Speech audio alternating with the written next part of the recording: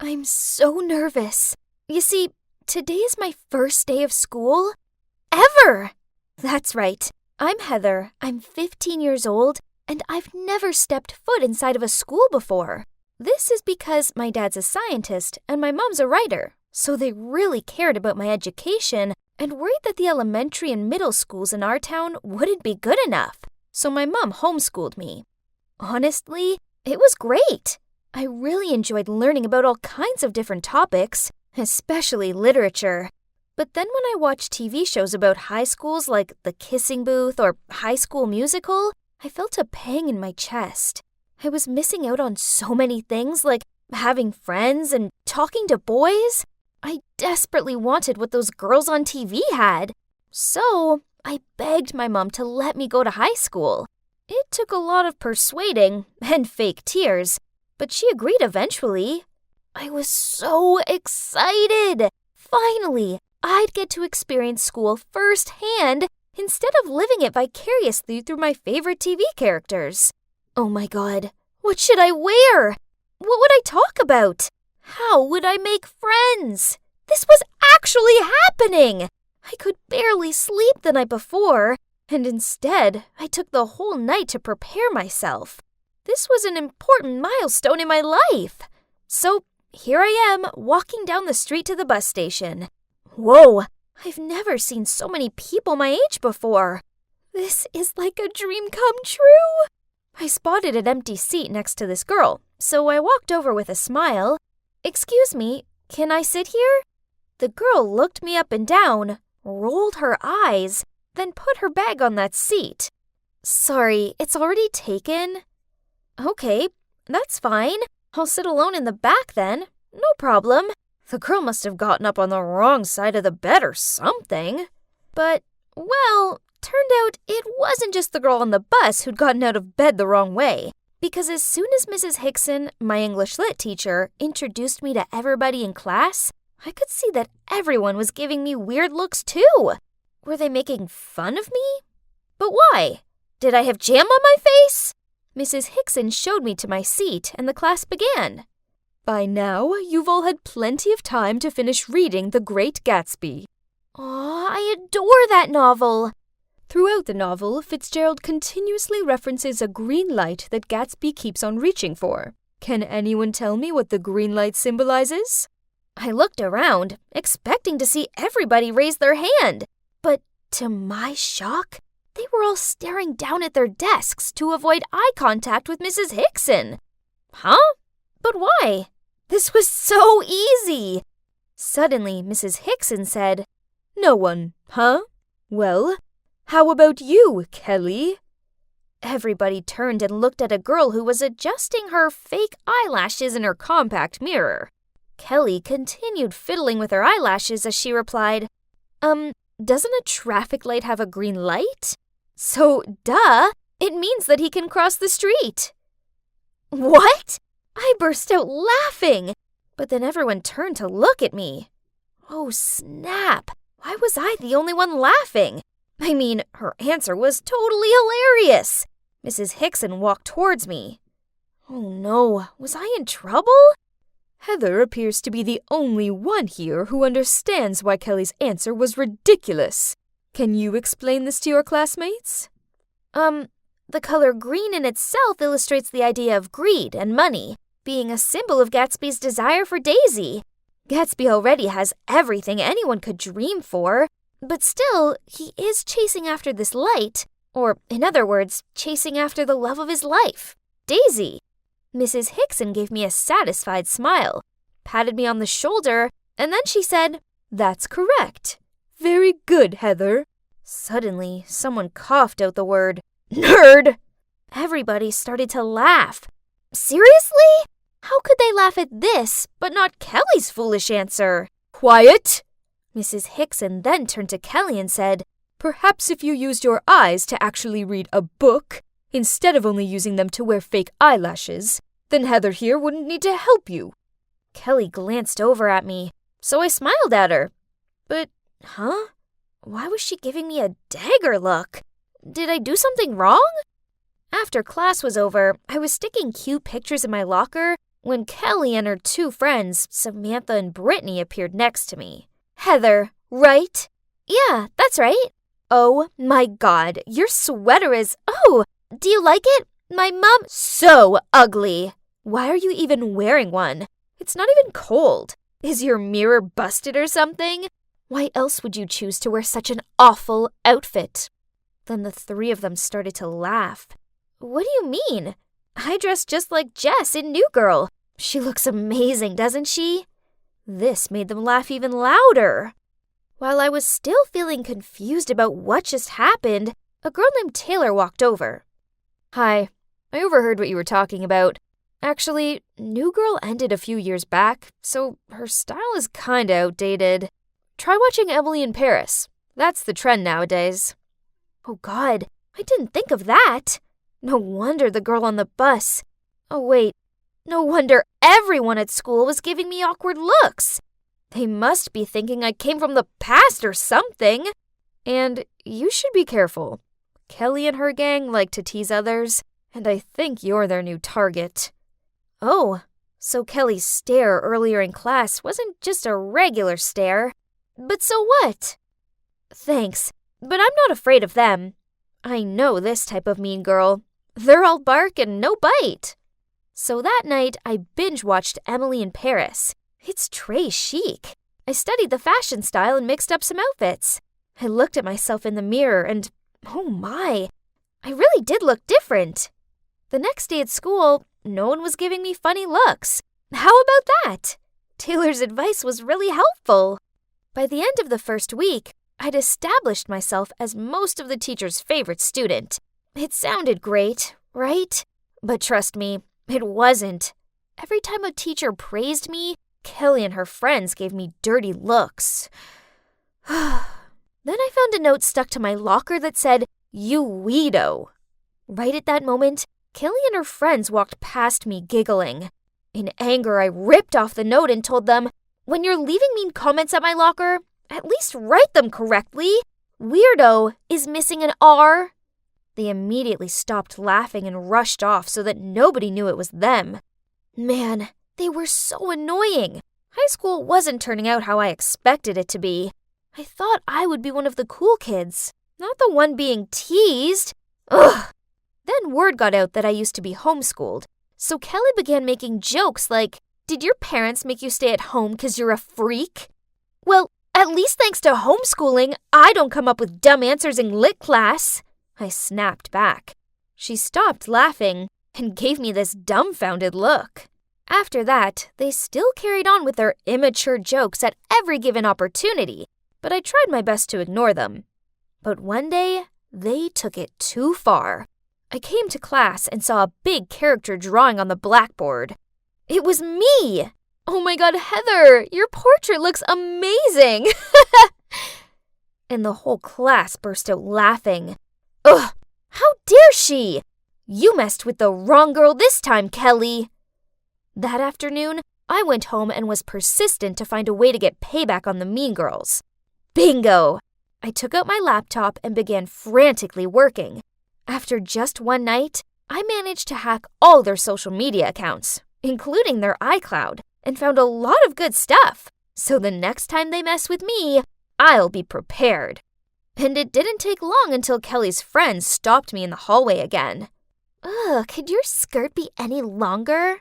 Yeah, your grandma called. She wants her clothes back. Suddenly, everyone gathered around us to see what was going on.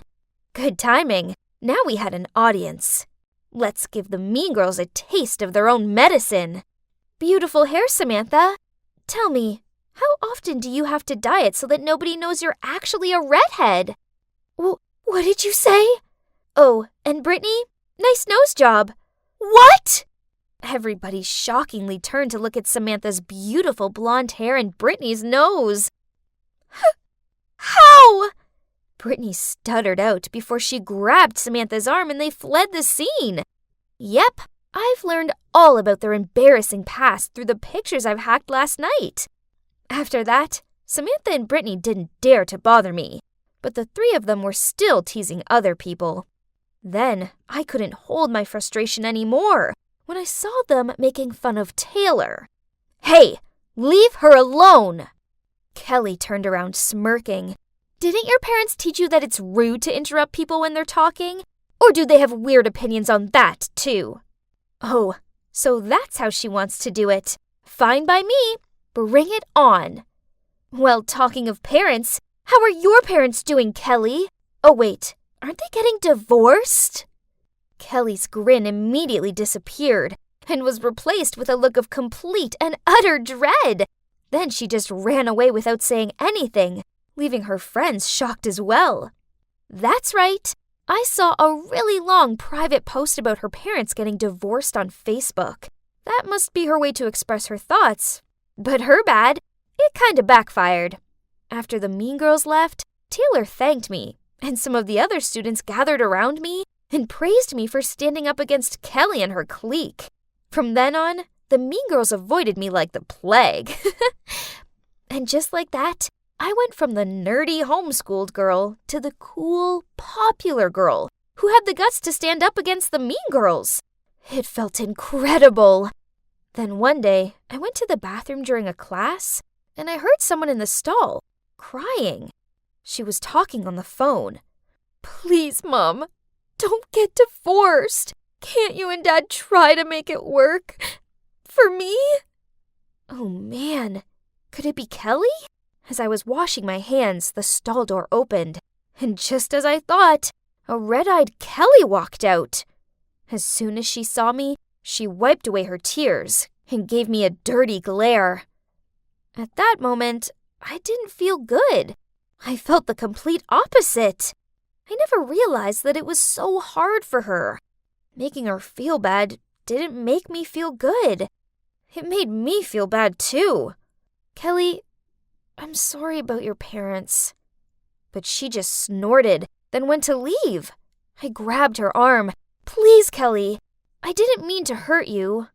Kelly looked me in the eyes and said, But you did! I know. I'm sorry. I wasn't thinking straight. I kept apologizing to her, and after a while she eventually said, Well, I suppose I was kind of mean to you too. We ended up talking, and she told me that she teased people to make her feel better about her family situation, which she was struggling to deal with. So I opened up to her about how nervous I was about starting school. We actually had a great talk, and the air was cleared between us. So, you see, from that moment on, things between me and the mean girls were great. Oh, wait, they aren't the mean girls anymore, just simply Kelly, Samantha, and Brittany. They learned that their actions towards me and other students weren't cool, and they finally understood how it felt like being laughed at, so they don't do it to anyone else anymore. So, in the end, high school turned out to be pretty amazing, just like I imagined it to be. But even better! Hey you! Quit standing there and come clean my locker already! You're destined to be a maid, just like your mom! Suddenly, a whole group of kids erupted into laughter, and I just froze. I glanced back, wondering how they knew my secret, but then I realized they were mocking some other girl. Phew, what a relief! This new school seemed intense, and when I walked into the classroom, 3 of my new classmates wouldn't stop staring at me. But I just ignored them. But at lunch, one of them came over to me and said, I guess your family is super rich, right? I didn't know what to say, so I just replied with, no, they're kinda normal. Why? Then he raised his voice. How dare you try to sit here then? This is our table. Move!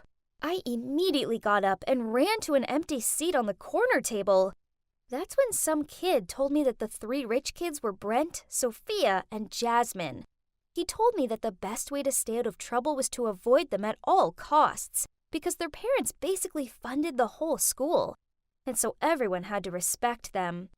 But I couldn't avoid them, because the very next day, Sophia came running up to me and said, Why do you keep your family a secret? Come on, spill! I freaked out. Why did she suddenly ask me that? But then Jasmine appeared and said, Girl, that bag you wore yesterday is totally sold out. How did you get your hands on one? Oh, right. They were probably talking about my Insta post from yesterday. And so I said, "Oh, my dad bought it for me in Paris." Sophia's eyes went wide and she said, "OMG, your dad is so cool. Why are you wearing it today?" Shoot, they were going to catch me out. I had to think fast. My parents don't want me to show it off, so they said I can't bring it to school. Sophia and Jasmine burst out laughing and said my family sounded cool but weird. If only they knew the truth. The bag wasn't even mine. It was just from a modeling job I did to make some extra pocket money. In fact, my parents were super poor. My mom worked as a maid and my dad was a security guard. Obviously, I couldn't afford fancy designer bags, but the rich kids didn't need to know that, right? At lunch, I saw them walking towards my table, and Brent said, "What do your parents do?" "Just tell us. We won't tell anyone." I told them my dad was the CEO of a big fashion company, and my mom worked at the Ministry of Foreign Affairs. I wasn't proud of my lie, but the alternative was being treated like the girl I saw on my first day at this school, and I didn't want that at all. They all looked amazed, and Jasmine said, "That makes sense why you're so pretty and smart." Then Brent jumped in and said, "But then why are you a scholarship kid, I just smiled and kept quiet. I couldn't think of a good lie and didn't want to take this any further. I thought they would leave me alone after that, but they kept approaching me and even started to ask me to join them at their rich kids' table. I couldn't say no, but when they asked me to hang out on weekends, I made up excuses. Not because I didn't want to join, but because there was no way on earth I could afford it. I didn't even dare to ask my parents, as they were working so hard to save up for my college tuition. I was so afraid of my lies catching up with me, so whenever I modeled for high-end stuff, I'd post a pic to my Insta. One time, I shared a photo of me wearing super expensive heels and captioned it, "Thanks, Dad. Love you." Sometimes, I even took it to the next level and edited travel photos, so it looked like I'd spend the weekend in Paris. And one time, I even photoshopped me driving in a Lamborghini. It was a lot of effort, but it was better than being mocked for being poor, like what happened to me in my last school. I couldn't go through that again. One time, I decided to go shopping with them, and it was crazy to watch them buying everything in sight without even thinking about it. I couldn't even dream of a life like that. But when we got to the bag shop, Jasmine pointed to a fancy-looking bag and said she'd bought it yesterday. Then she asked me, "You probably already have it, right?" I just grinned and said, "Yep, my mom bought it for me last time she was in Milan." But then Jasmine said, "Yay! Okay, cool. So let's both wear them on Monday. Everyone will be jealous." That weekend, I felt sick. I had to buy that bag. I decided to raid my piggy bank, but when I got to the shop, I realized I only had 1/10 of the amount needed. I was so shocked. Who would spend that much on a bag? While I was standing there, a woman came in and bought it without hesitation. Why was it so easy for rich people? I decided to follow her just out of curiosity and saw her going to the restroom. I couldn't believe it. She just left her new bag by the sink and then went into the cubicle. I looked around and saw the coast was clear, so I quickly grabbed the bag and walked out of the restroom. I ignored the guilt about stealing it from her and headed home. All I could think about was what would happen if I walked up to school on Monday without the bag. But as soon as I reached my room, the regret was eating away at me. Would I go to jail if they find out? My parents would kill me. Well, Monday morning rolled around, and I proudly wore my new bag to school. Brent, Jasmine, and Sophia were so surprised and said I had the limited edition version, which was twice the price as the normal one. This made me feel even more guilty, but from the looks I got all day, it was worth it. Everyone saw me as one of the rich kids now. Soon it would be summer vacation, and Brent said he had a holiday house in Hawaii and suggested we all go for 1 week together. No way I could afford that, so I lied and said I had to go to Paris with my dad for an event. But then Jasmine said her parents were away, so we could have a party at her house instead that weekend. She suggested we dress up and said she couldn't wait to see my clothes I wore outside of school. Oh no, I was dreading this. Brent said he would pick me up at home and drive me there, but I told him to meet me at school instead, as my parents were so strict. Oh my gosh, all of this lying was making me feel exhausted.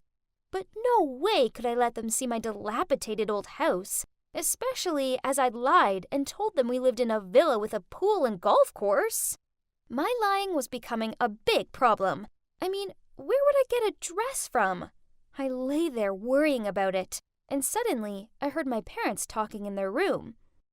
My mom was saying she'd finally saved enough to send me to college and asked my dad if he could deposit it in their bank tomorrow, as she had to work at some party.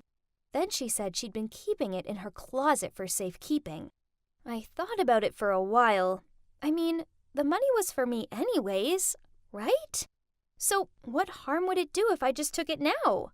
The next morning, I snuck into their room and took all of the money and rushed out to the mall to buy a gorgeous purple dress and sparkly shoes. This was absolutely the life that I deserved. After that, I took an Uber to school, where Brent, Jasmine, and Sophia picked me up. I had like a million missed calls from my mom and dad, but I ignored it and turned my phone off. I just wanted to enjoy a full day living like a true rich kid. Brent drove us towards Hampton's Country Club, and I couldn't believe it. Jasmine's family owned this place. Wow! When we arrived, a valet came over, but Brent was so rude to him, he shouted at him and said, "Listen, buddy, this car cost $4 million.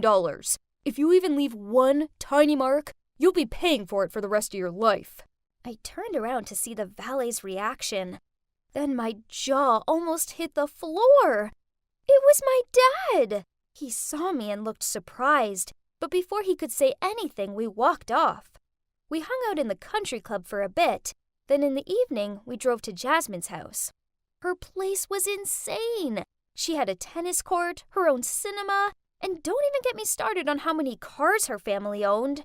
We sat down to eat in the dining room, and I kid you not, there were 4 maids waiting to serve us.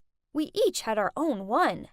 I was too busy being shocked to notice my maid walking towards me, but then I heard a familiar voice. "Sweetie, what are you doing here?" "Mom?" I was horrified. The party she'd mentioned yesterday.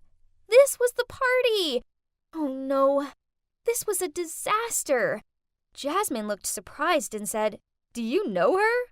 So I said, "Oh, she used to be a maid at our house." My mom looked crushed and said, "A maid? How could you say that?" Then Jasmine got annoyed and said, "Don't you dare speak to my guest like that. Get out of my sight." My mom ran off, almost in tears, and for the next little while, Brent and Sophia treated her terribly too. Brent even asked her to clean his shoes. My mom was being treated like this all because of me. I could see she was really upset, and she accidentally dropped some sauce on Jasmine's dress. And then Jasmine just lost it. She pushed my mom and screamed, "Are you crazy? Do you know how much this dress cost?" Well, that was it. I'd had enough. I ran over and helped her up. "Mom, are you okay?" "Mom?" Jasmine, Brent, and Sophia all shouted. So I said, "Yes, she is my mom. And how dare you treat her like that?" Tears were pouring down my cheeks, and I felt so humiliated. Needless to say, they kicked us out, and Jasmine even threw some $10 bills at us and said, "Take it. Go back to your broken-down house. You're stinking up our air." I couldn't stop crying. It was exactly how they treated that girl on my first day at school. I didn't have much choice but to tell my parents the truth, that I'd lied to everyone, stolen the bag, and even stolen their money just so I could pretend to be rich. I'd never been so ashamed in all my life, especially after everything my parents had done for me. It took some time, but they eventually forgave me, and we moved to a small town out in the countryside so I could start at a new school. I never wanted to see those rich kids again. Now, I'm working hard to finish school and save enough money for college, and I've realized that being rich didn't even make me happy. My family might be poor, but they're the nicest people I've ever met. And you can't buy that in any designer shop. "All we can do now is pray," the doctor said as he left the room. I looked at Ethan lying on the hospital bed, surrounded by medical equipment, and felt my heart sink. Then Elliot came over to me and said, "Charles, I think you should maybe go home and rest. There's nothing you can do right now." Yeah, Elliot was right. Now I had to be stronger than ever, and in fact, if it wasn't for her, I probably wouldn't have made it through this crazy time. Although Elliot was a newbie in our department, we'd become close very quickly, and I was so grateful for her. I smiled at Elliot and offered to drive her home. And then I went to see my mate Cooper. He'd just got back from living abroad. We'd been friends for years. We first met at a gay pride party. He was bisexual and I was gay. At least, I had been. But now, I wasn't so sure. You see, I realized that every time I was with Elliot, my heart was beating faster than usual. Could it be that? I got so lost in my thoughts, I didn't even see Cooper opening the door. He looked at me and said, "Dude, what's wrong with you? You look like you've seen a ghost." I told him I was in deep trouble and really needed his advice.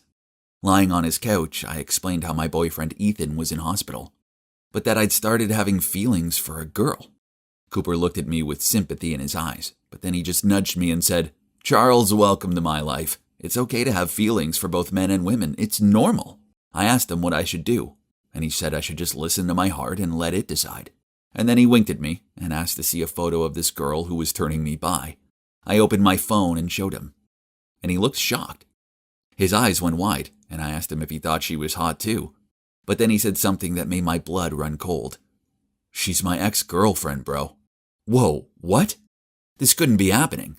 Then Cooper told me how they used to date and had even set a wedding date. But then something had happened and they'd broken up. This was too weird. What were the chances? I wanted to ask him more about what she was like and why they broke up. But from the look on his face, it was too painful to speak about.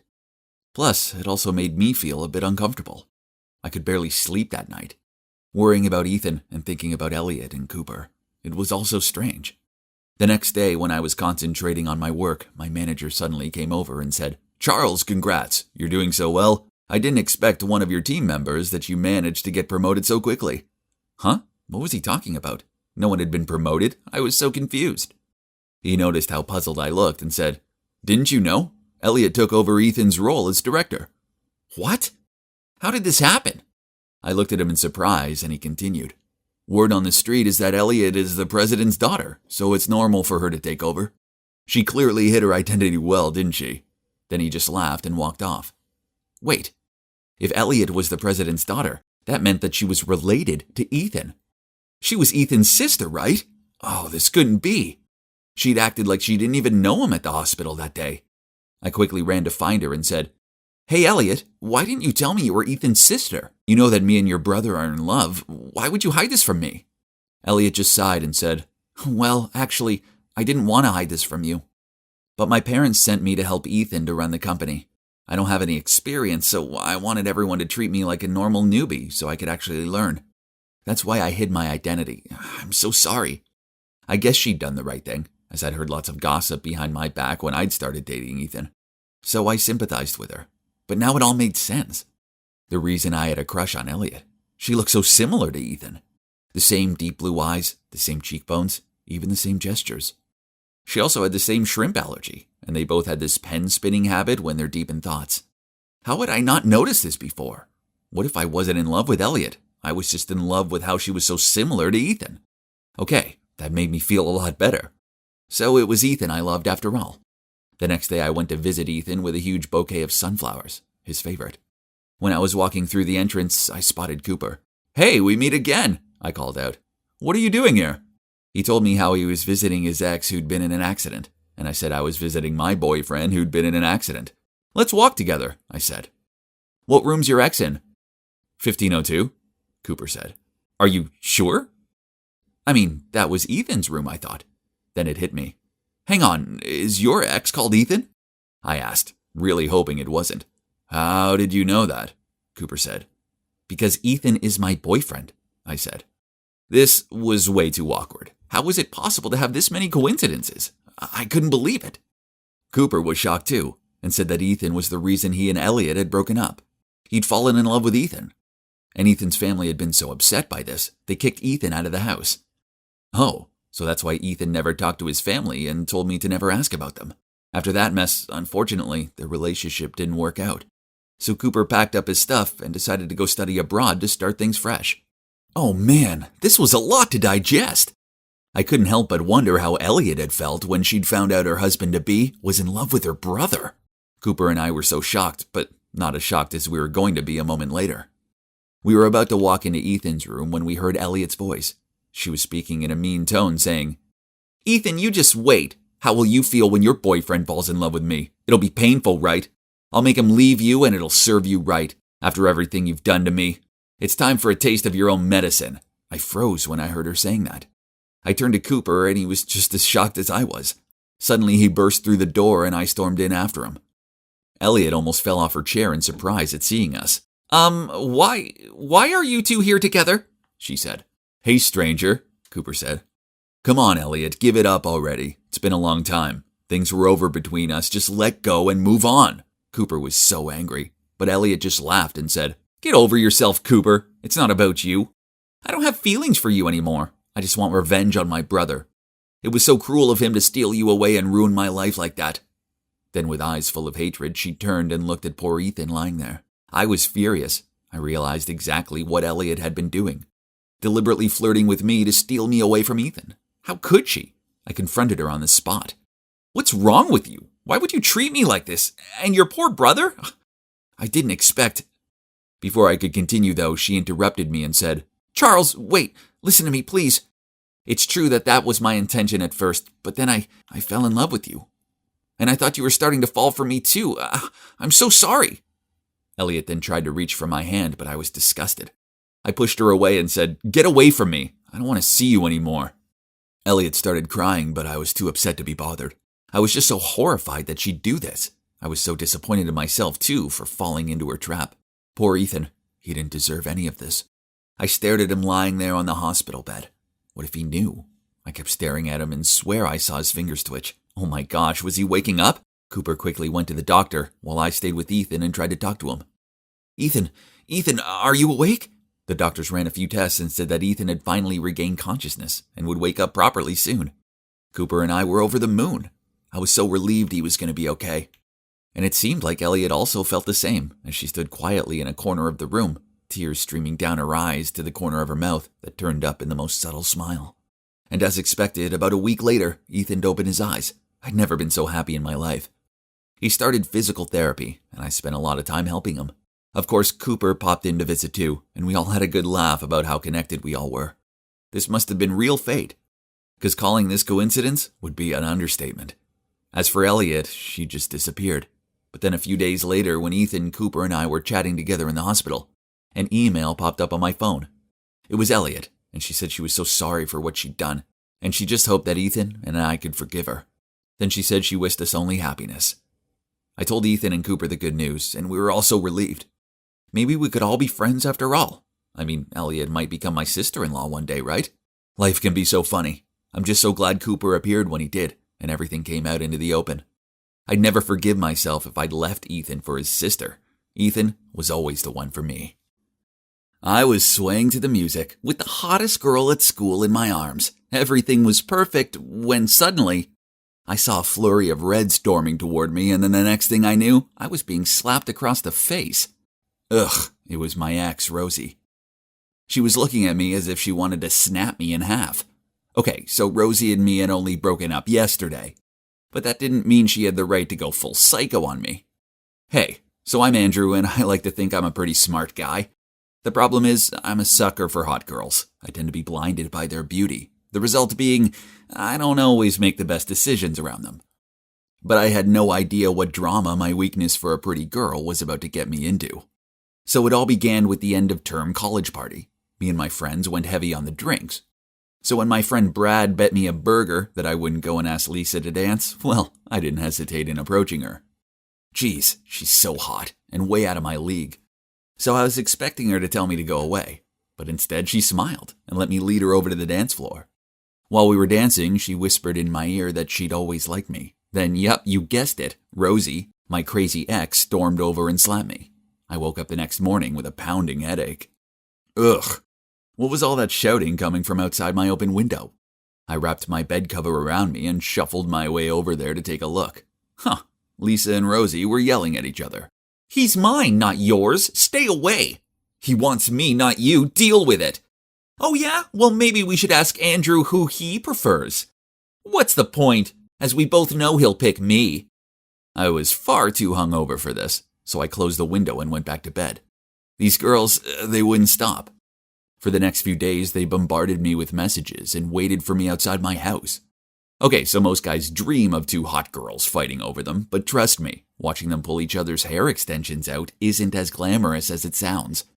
Thankfully, my prayers were answered by none other than Richie, my awesome brother.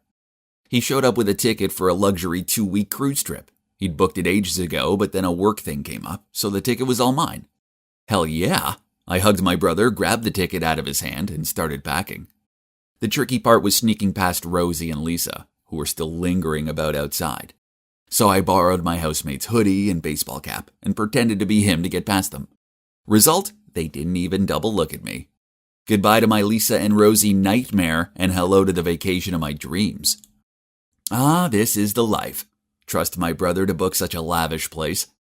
My room was huge and it had my very own balcony. There was so much to do here, from the outdoor bar, dozens of restaurants, swimming pool, cinema. I was on my own floating complex. Heaven.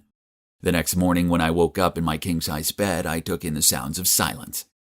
Yup, oh sweet silence, how I've missed you. This was a no-girl arguing zone. I got changed and walked over to the outdoor bar. It definitely wasn't too early for a cocktail. I had a pair of shades on, and that's when I spotted her. Whoa, she was beautiful. I quickly ordered 2 cocktails and began walking toward her. I was about to hand her the drink when I tripped over a sun lounger, and in slow motion I watched the cup fall. I desperately tried to grab it, but nope. Instead, I managed to knock into her back. She let out a yelp and then yelled out, "You pervert! What do you think you're playing at?" I stood there open-mouthed, contemplating if I should dive into the pool to escape this drama or not. Then I looked down at my sunglasses, which in all the action had fallen off. Suddenly, an idea came to me. So I bent down, stretched out my arms, and pretended to fumble around for them. She looked at me for a while, then picked my sunglasses up, placed them in my hand, then said, "Oh, I'm sorry, I didn't realize. Here, let me help you." Then she took my arm and guided me across the pool area. I thanked her. And then, with my trusty shades on, I watched her walk away. So she thought I was blind. Yup, this wasn't my greatest idea, but it got me out of a sticky situation with a hot girl at least.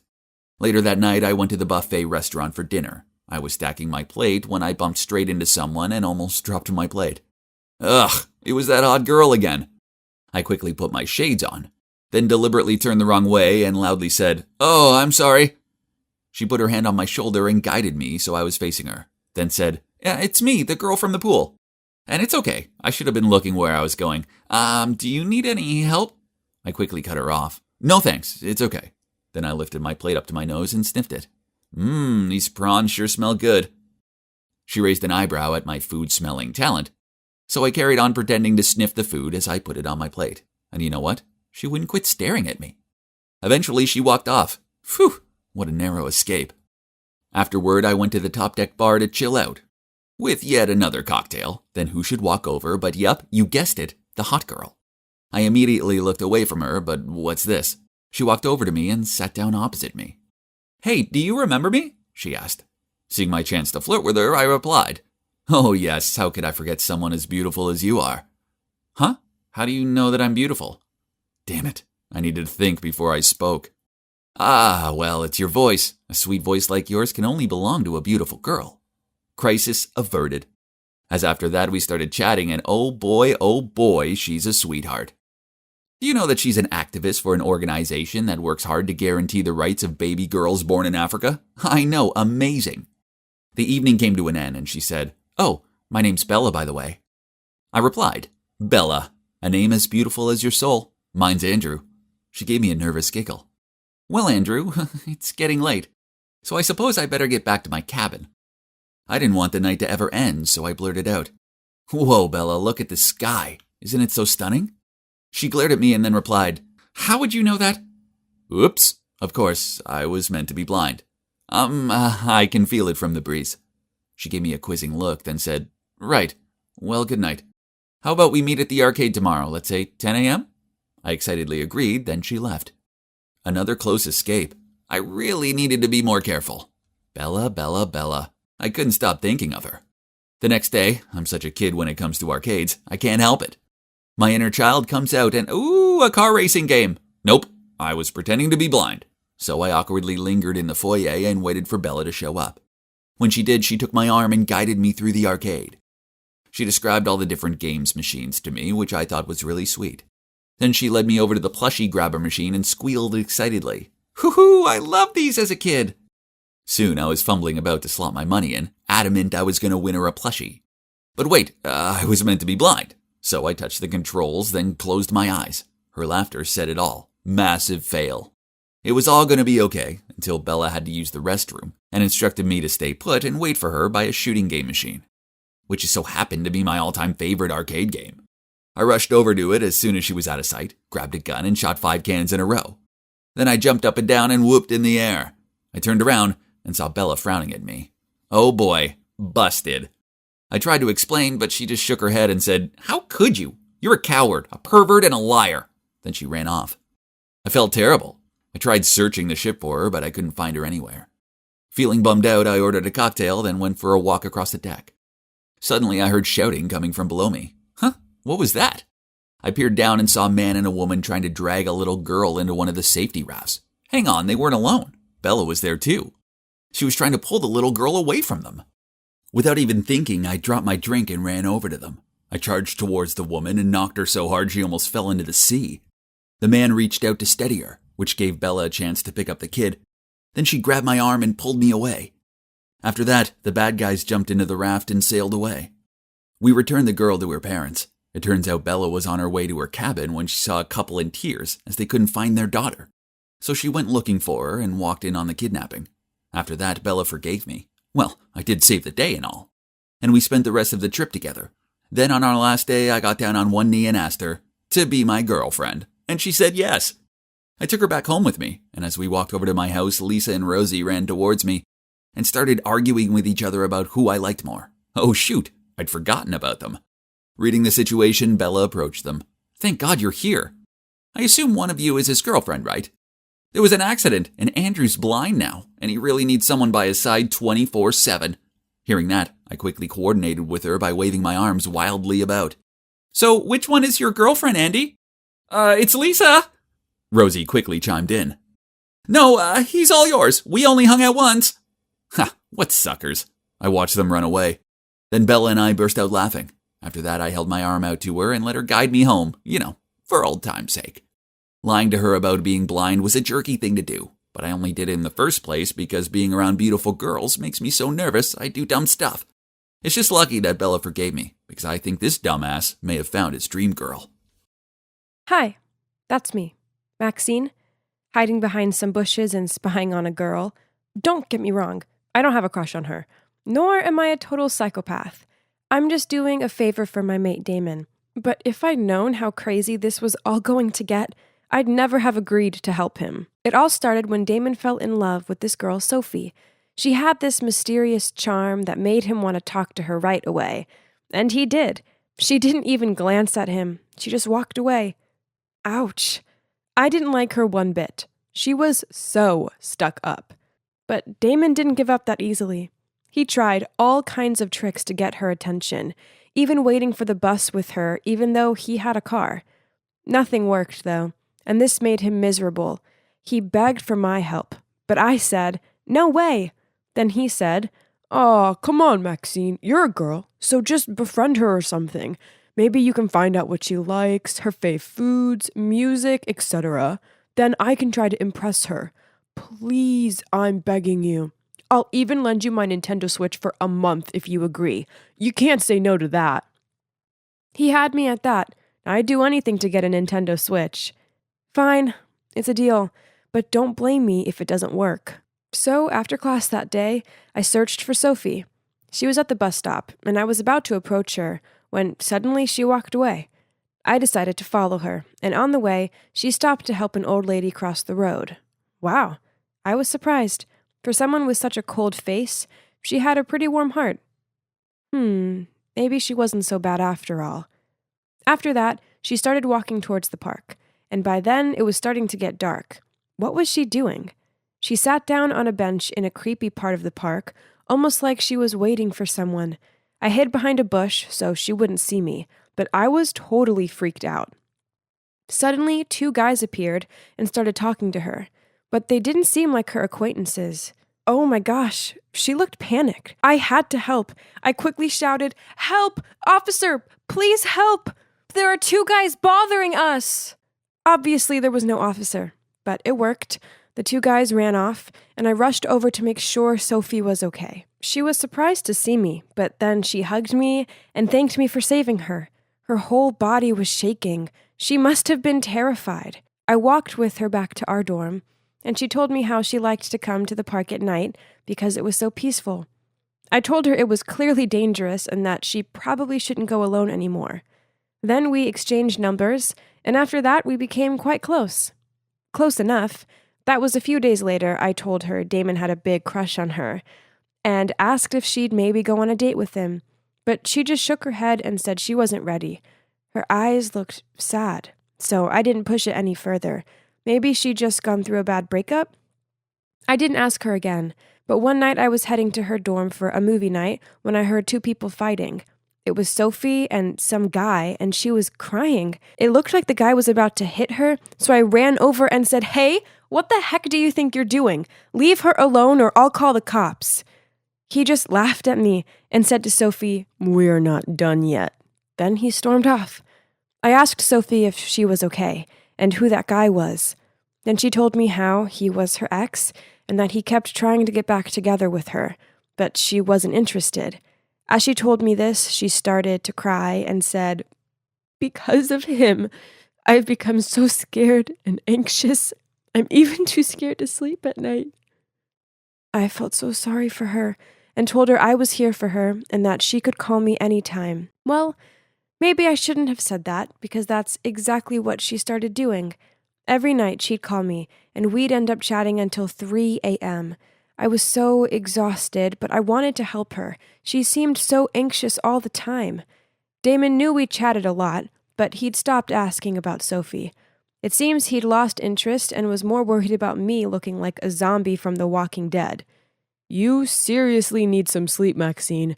Leave Sophie be. She's clearly got issues. It's probably best to not get too involved." Easier said than done, though. But that night I decided not to answer her call. I went to bed early, and when I woke up the next morning, I had about 20 missed calls and 50 texts from her. Oh my gosh! Some of them said she was so lonely and that I'd abandoned her. Then one said, "If you don't pick up, then I will end it all." Okay, this was crazy. I immediately called her, but she wouldn't pick up. I rushed to her dorm, but nobody answered. I was panicking by then and bashing on the door, screaming, "Sophie, open this darn door!" But there was still no answer. I was terrified she'd done something bad, so I asked some students to help me bash down the door, and that's when she opened the door. I've never been so happy to see someone alive. I ran over to hug her, but she looked so annoyed. "What are you doing here? You're making a scene," she said. "What? I was so worried about you. You said you were going to..." But she interrupted me and said, "You need to get some sleep, Maxine. You seem insane." I couldn't believe it. After all those calls and texts, she was the insane one, not me. I didn't feel like yelling back, so I just left her. I needed some space. She tried to apologize to me over the next few days, but I didn't want to be around her. She even texted me saying if I wouldn't be her friend anymore, then life wasn't worth living. I was so tired of her threats, so I just ignored them. And then things got worse. A few days later, Damon and I were studying together when Sophie called me and said she was in the hospital. She told me that she had a brain tumor and they'd just done a biopsy to see if it was malignant or benign. I couldn't believe it. She asked me if I could pick her up, and I said, of course. This was so scary. I told Damon, and he just said, "I think she's making it up, Maxine. How could she suddenly have a tumor? You guys just had a fight, and suddenly she's in the hospital? Come on, think about it." I was shocked. Damon, how could you? You're such a jerk. Then I ran off and arrived at the hospital to find Sophie sitting outside wearing a hospital cap. She said her hair had been shaved off for the biopsy, and I asked to see the scar, but she wouldn't show me. She said she'd get a headache if she took it off. I was just glad that she was okay, and gave her a ride home. We made up, and I decided to look after her for the day. She seemed so weak, I couldn't bear to see her suffering. I called Damon to tell him that he owed me an apology and told him about Sophie.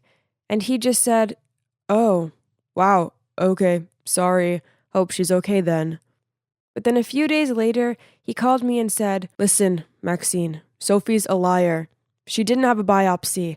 I bumped into her earlier and her cap fell off, and she has a full head of hair under there. No way it would grow back that fast." Why would she lie to me? I didn't get it.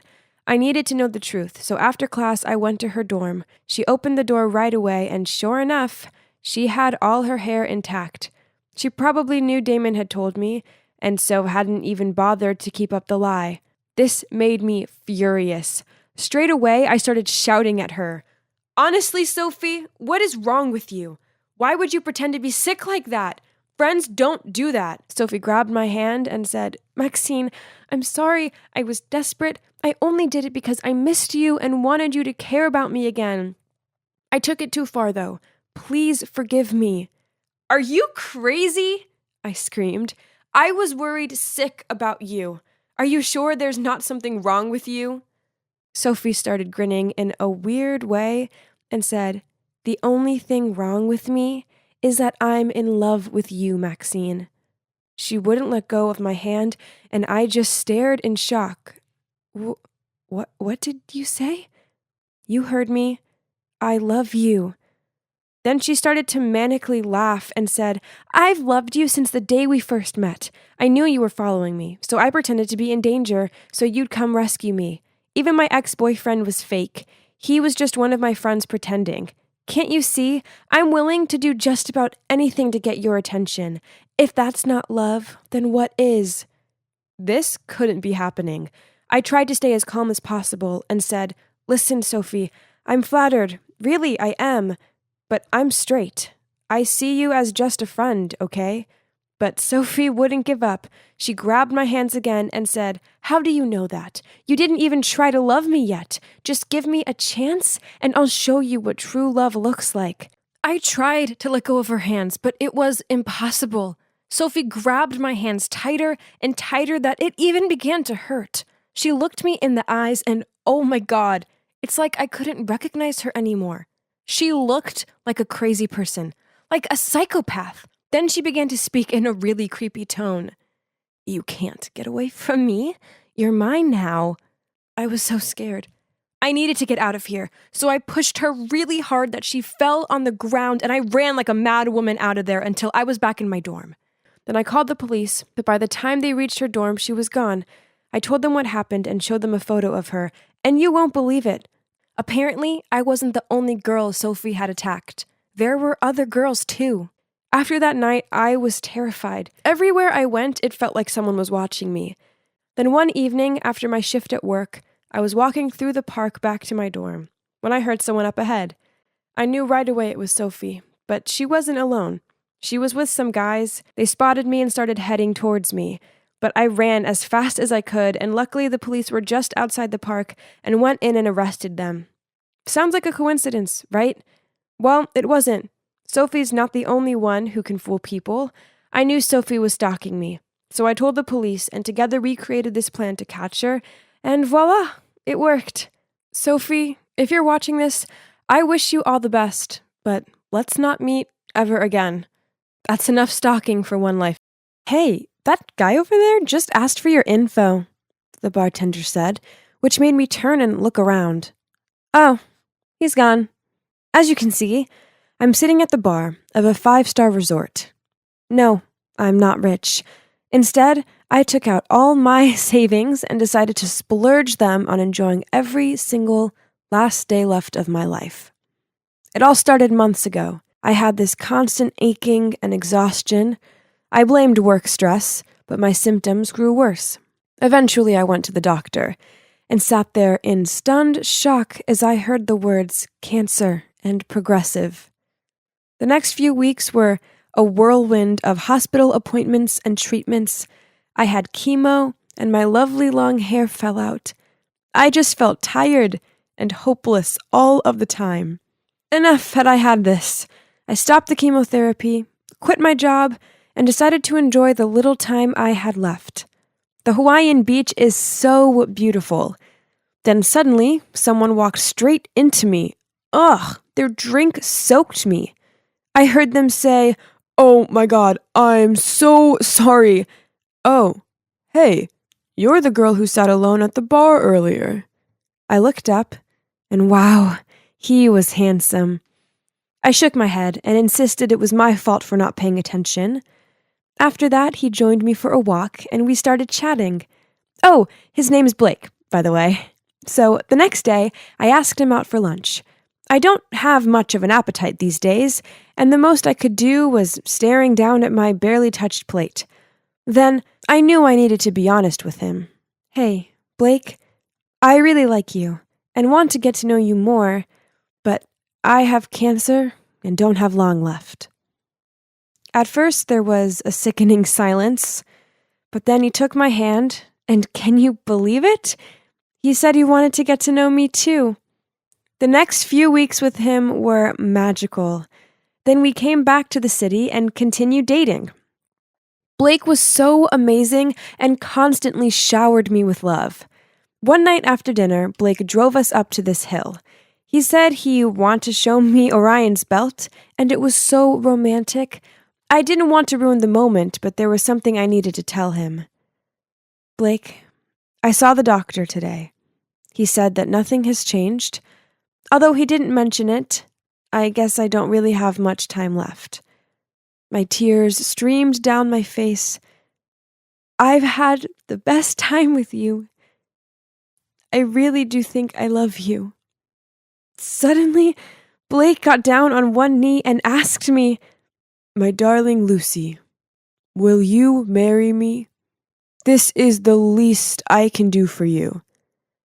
I was speechless, so I nodded and then held him tightly in my arms. I was too happy. I couldn't help sharing our love story on social media. Soon, thousands of people were liking and sharing it, saying what an inspirational couple we were. This was crazy, but amazing. Their support made me feel like I could take on my cancer, the world, everything. I started noticing that Blake was getting a lot of attention from other girls. They knew he was the guy who proposed to the dying girl, so they seemed to flock around him and admire him.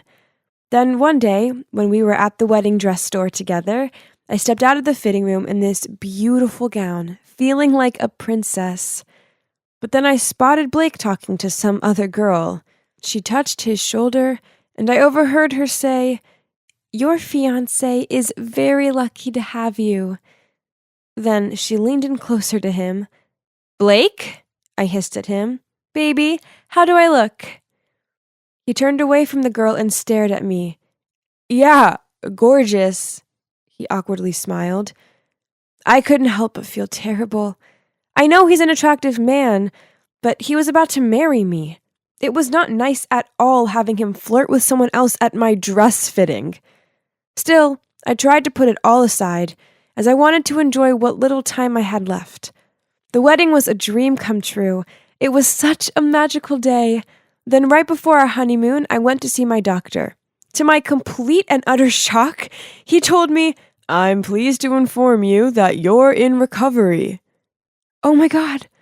I couldn't believe my ears. I was getting better. I rushed home and told Blake the good news. Only his reaction wasn't what I expected.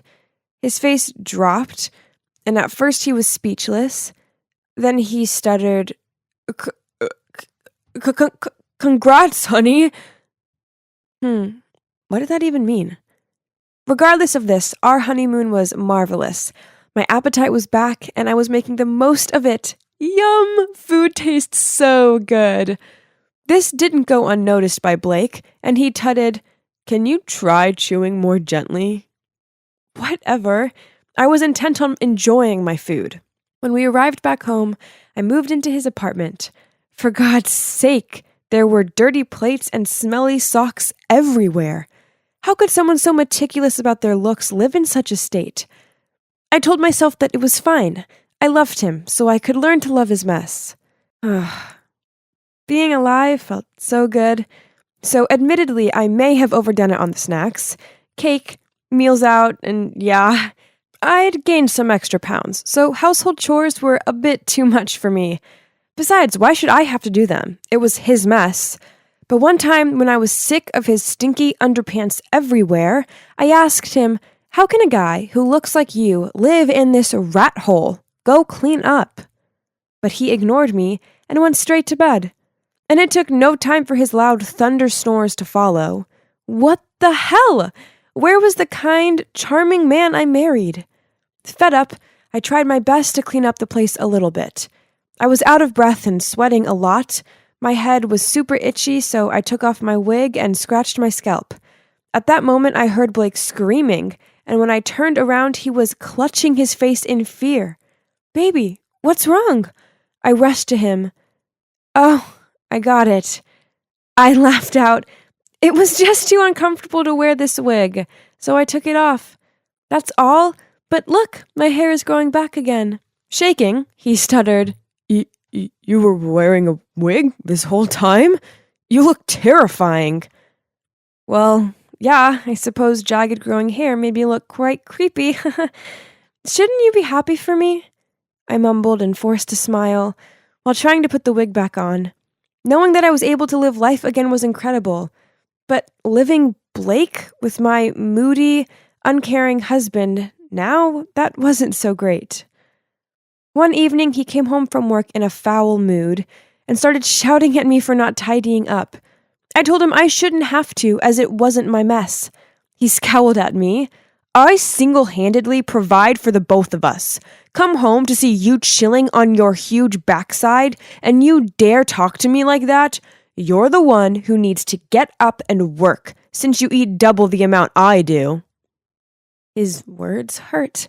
So with teared-up eyes, I said to him, "How dare you talk to me like that?" Blake was about to say something, but he paused, then just sighed. "Look, I'm sorry, babe. I know you're recovering."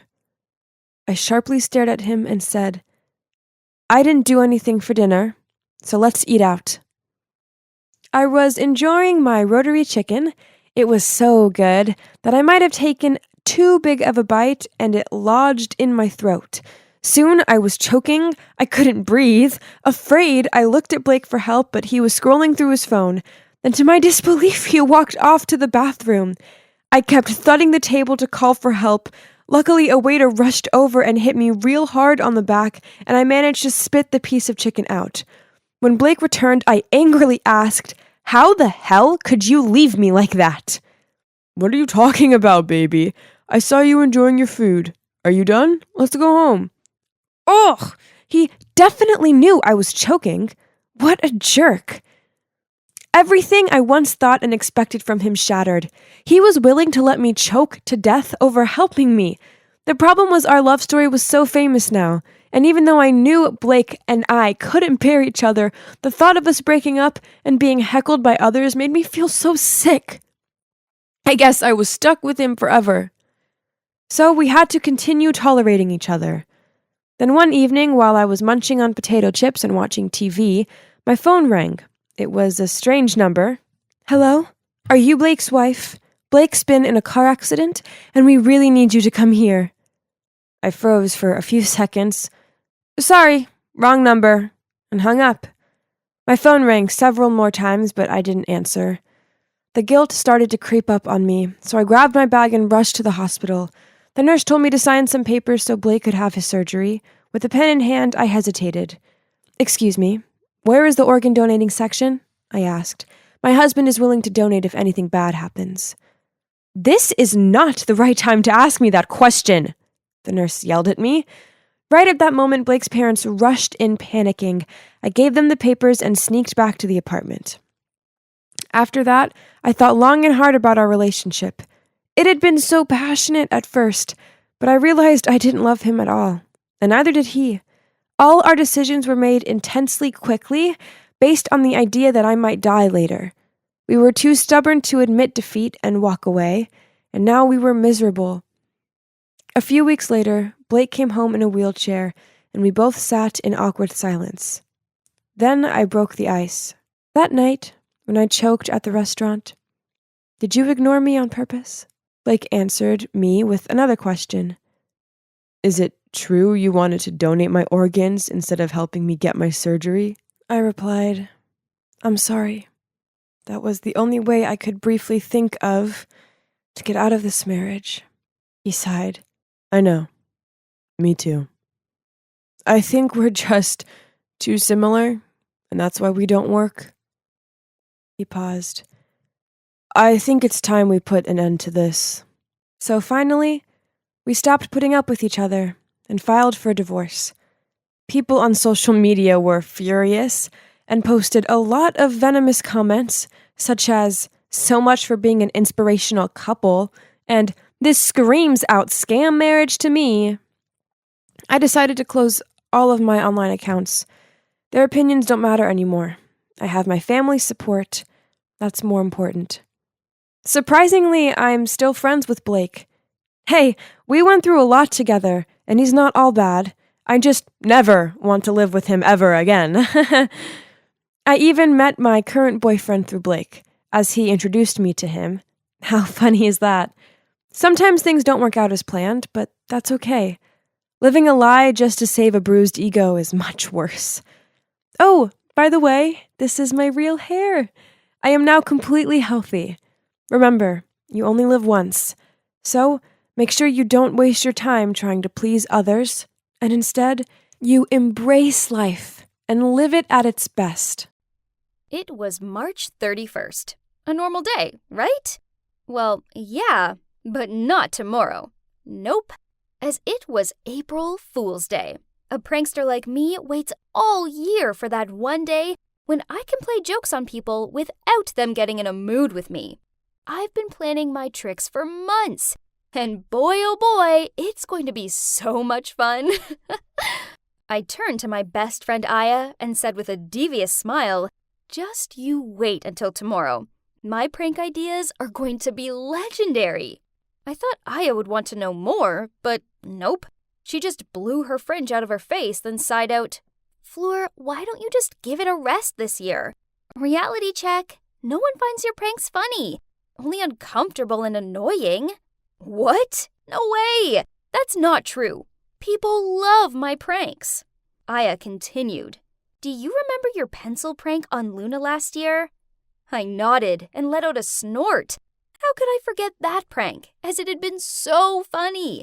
I'd cut Luna's pencil in half, filled her pencil grip with ink, then assembled it back together just like new. And voila! Cue an ink explosion during an otherwise boring test. Luna cried a lot because she failed her biology test and had to retake it. I shrugged. So this was technically true, but it was still funny. And the time you swapped the cheerleading team's chant music for heavy metal and made a fool out of them at the basketball match? She frowned at me. Geez, stop being a fun killer. I'm making everyone's high school experience memorable. As, let's face it, no one will remember boring tests and tedious basketball matches otherwise. I was too busy talking to notice the ball whizzing through the air until it whacked me right on the head. Ouch! The world went black and I collapsed. I opened my eyes to see Aya and some other kids gawping down at me. Then my teacher rushed over and shooed them off. "Fleur, are you okay?" Her and Aya helped me sit up, and while I rubbed my head, I replied, "Yeah, I'm fine, but I do feel a little dizzy." The teacher thought it would be best if I went home early, so she told Aya to take me back. I was so tired, but I knew sleeping when I might have a concussion was a bad idea, so I chilled out and watched a movie in my room until Mom came home from work. Okay, so my head hurt, and the room was still spinning, but there was no way I was going to let this small accident ruin my big day. I had planning to do, so I grabbed my notebook and checked through my prank ideas and prop list. The next morning, I woke up bright and early. and yay! The spinning had stopped. Whoa, today was the day. Let the pranking commence. I'd told Aya to meet me earlier, so I had time to set up my pranks. But to my annoyance, she showed up at the usual time. I hurried over to her and tapped my watch. What time do you call this? Now I'm going to be behind schedule. She gave me a puzzled look. For what? It's not April 1st anymore. Today is the 2nd. You had yesterday off because of your head bump, remember? What? What are you talking about? Look, it says today is April 1st. I waved my phone in her face. Then your calendar is wrong. Check your settings or something. Now, let's go. She walked off. No way. Don't think you can fool me, I said while trying to run after her. As soon as I arrived at school, I joined my friends in the canteen for breakfast, and Kelly looked at me and said, "How's the head?" I told her it was fine and passed her an Oreo. You know what? She ate it with no hesitation, but after one bite, she spat it into her hand. Ew, what is that? Yuck!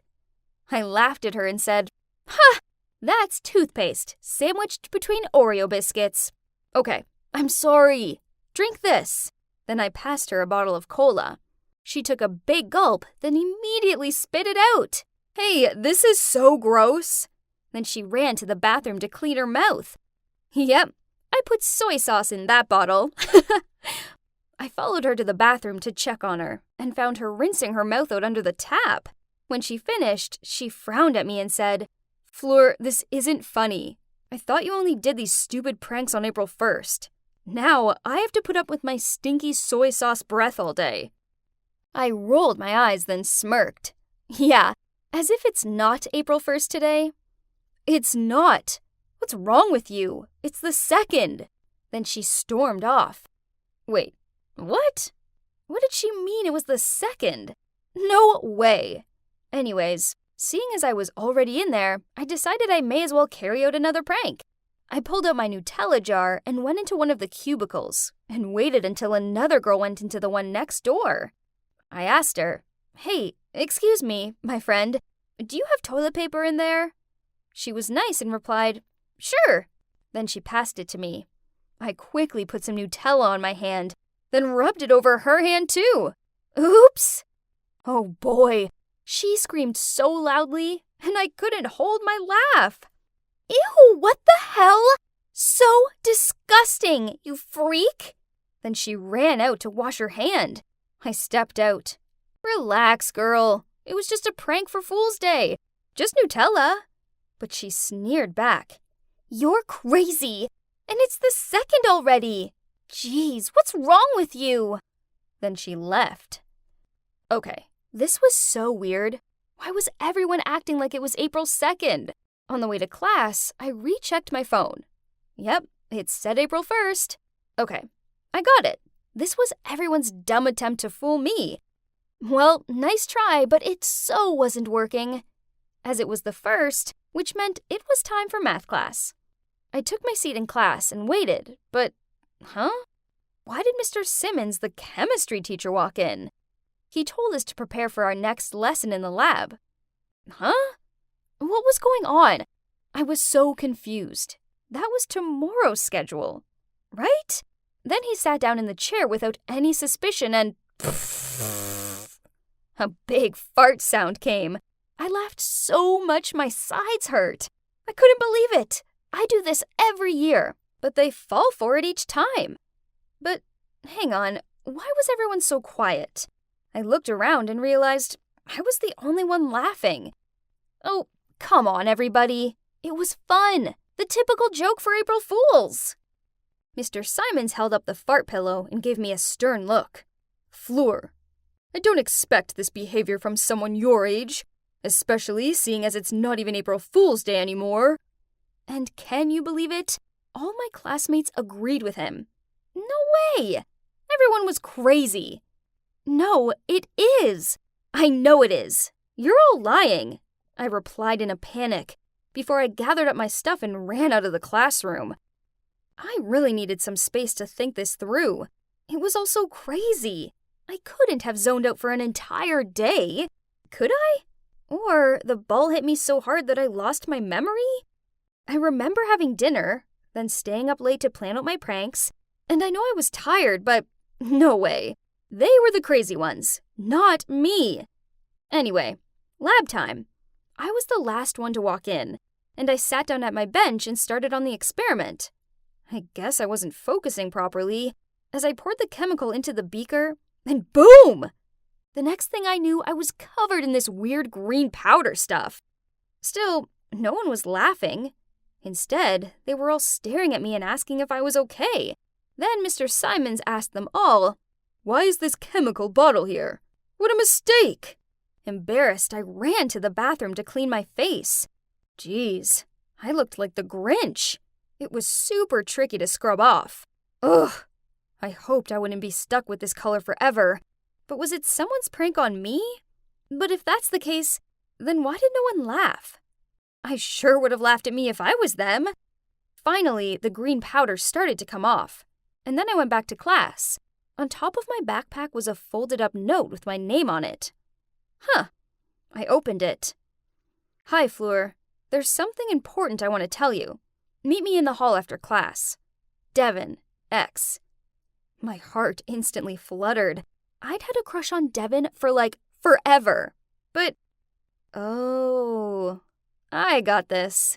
This had to be a prank. Everybody knew I liked him, so they did all of this to embarrass me. Devin must be involved this time. I glanced over at him, and he smiled, then gave me this cute wave. Whatever, this was definitely too good to be true.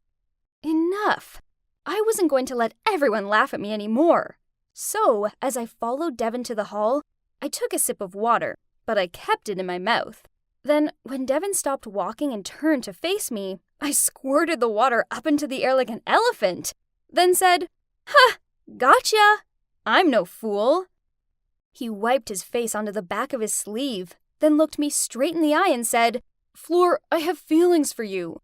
I waited until today to tell you, as I didn't want to do it yesterday on April Fool's Day, as you'd probably think it was a joke. So why do that to me?" I stared at him speechless. The highlighted words that I'd heard were feelings, yesterday, and April Fool's Day. I started laughing a fake laugh, but then it turned awkward, 'cause his serious expression didn't budge. "You're kidding, right?" I muttered out, but he looked totally devastated. Oh no, I didn't want to upset Devin. I was just confused with days and, as if I actually missed April Fool's Day. What a bummer! I realized my prank had gone too far, and how it could have hurt his feelings, so I blurted out, "Devin, I'm so sorry. I didn't mean it. It's the concussion. I'm delirious. I'm so sorry." Then came an awkward silence. Suddenly, Devin's sad look changed into a smirk, and he began to laugh. Then everyone jumped out of nowhere and started laughing too. I stood there with a gormless expression on my face. Then Aya appeared and said, "Gotcha!" So it turns out it was actually April the 1st, and I hadn't actually missed a day. Nope, this was Aya's ingenious idea for everyone to get their own back on me. Last night, she created a group on Facebook and added everyone in the class, including the teachers, to plan today's prank. No, this couldn't be possible. I was the pranking queen, not them. Then Aya sidled up to me and said, "Hey Fleur, guess what? It's still April Fool's Day." The next thing I knew, I was grinning at her. Then I play hit her arm and started to laugh. I guess that they had fooled me good. After that, I didn't carry out any more pranks. I was just happy to have a chilled rest of the day. Then, when I was walking home, Devin caught up with me and said, "Fleur, I'm sorry. But actually, not everything was a joke today." I smiled and looked at him. "Oh yeah? So, what's not a joke?" But he just turned tomato red, then rushed away. I stood there blushing as I watched him hurry off. Did this mean Devin really likes me? Interesting. Maybe this April Fool's Day wasn't such a fail after all. It was just a regular school day, and I was sorting out my locker when suddenly I heard hushed whispers and noticed that everyone else was staring at something. Okay, so turns out it wasn't a something, but a someone, as this pretty girl strutted down the corridor like it was a runway or something. Ugh. Why was everyone gawping at her, rushing over to greet her, and sticking notepads in her face for her to sign? I hugged my books and muttered, geez, there's nothing special about her. So, my name's Lily, and I'm just a normal girl. My family, yeah, they're normal. My appearance, normal. And my social status, well, that's just normal too. I coast through life, and that's it. Nothing exciting ever happens to a regular girl like me. Oh, how I long to be the perfect looking girls on Instagram. They're so flawless in their clear skin, stylish clothes, and glossy hair. But those girls were different. They were from different worlds. Oh well, at least I still had my books, my bestie Sarah, and my cute boyfriend Brian. But this all changed when Stacy rocked up at school with her perfect looks and her "I'm so sweet and friendly" routine. Yeah, right. So, what if she had a prettyish face and a bit part in some TV show? Underneath the fake shine, she was clearly not all that. I walked into English class to see her sitting at the desk next to mine. Ugh, great. I couldn't even get to my seat because everyone else was surrounding her, asking her dumb questions such as, "What shampoo do you use?" and "Do you get snack breaks when you film your show?" Geez, give me a break instead. Then, when I finally managed to sit down, she smiled at me and in this sickly sweet voice said, "Hi, I hope it's okay I sit here. I'm Stacy." Yeah, sure. I forced a smile back, but on the inside, my anger was boiling over. Who did this girl think she was? So what if she was beautiful? I bet she only cared about her looks and never bothered studying. Yeah, everyone else would soon realize what a failure she was. Then, one time during recess, Stacy, the living Barbie doll, suggested we start a yearbook, and now everyone's treating her like she's achieved world peace or something. Ugh! You know the worst part of it? I've been saying we should start a yearbook for years, but no one listened to me. And guess who received so many welcome cards and love notes that they fell out of her locker and obstructed the hallway? Yup, Stacy. Gosh! It's been like weeks already. When will these stop? I hated how she thanked everyone and blushed and ugh. I needed to be around a sane person who didn't think the sun shone out of her. She was everywhere. It made me sick.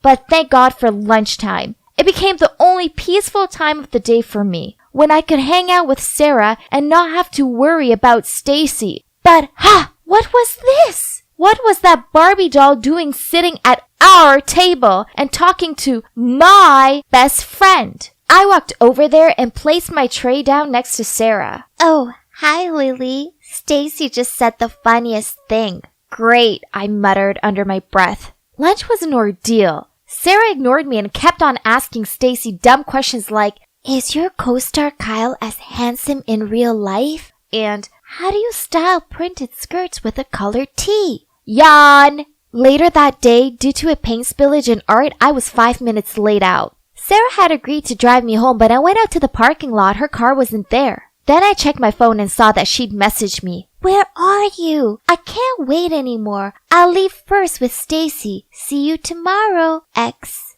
What? Is she ditching me to give that phony a ride? We had been friends since childhood. How could she be fooled for Stacy's act and just throw away our friendship like that? Angry, I messaged her back, "You abandoned me for Little Miss Popular? How could you? I get it. New one in, old one out. Well, thanks a lot." My phone buzzed with her reply. "Lily, you know it isn't like that. You live up the road from school while Stacy lives much further away and she needed to get back in time to get ready for her filming schedule." Madder than ever, I quickly typed out my reply. "Whatever. It's too bad you'll always be a nobody in her eyes, and she's just using you for a free ride." Then I chucked my phone onto my bed. I'd had enough. Sarah had made her choice, and it was to be friends with that fake over me. Sarah may have fallen into the Stacy trap, but at least I still had Brian, right? One afternoon, I was talking to him out in the schoolyard when Stacy tottered past. Even her try too hard walk was annoying. She smiled over my Brian. Then she deliberately tripped up and dropped the books she was holding. I grabbed Brian's arm to stop him from going over, but he shook himself free from my grip and went over to her anyway. I watched him help her pick her books up, and then she blushed and squeaked out a "thank you." She was the worst. When he walked back over to me with this big grin on his face, I couldn't take it anymore. So I blurted out to him, "How dare you leave me to help her?" He gave me a confused look. "Lily, I was just helping her out."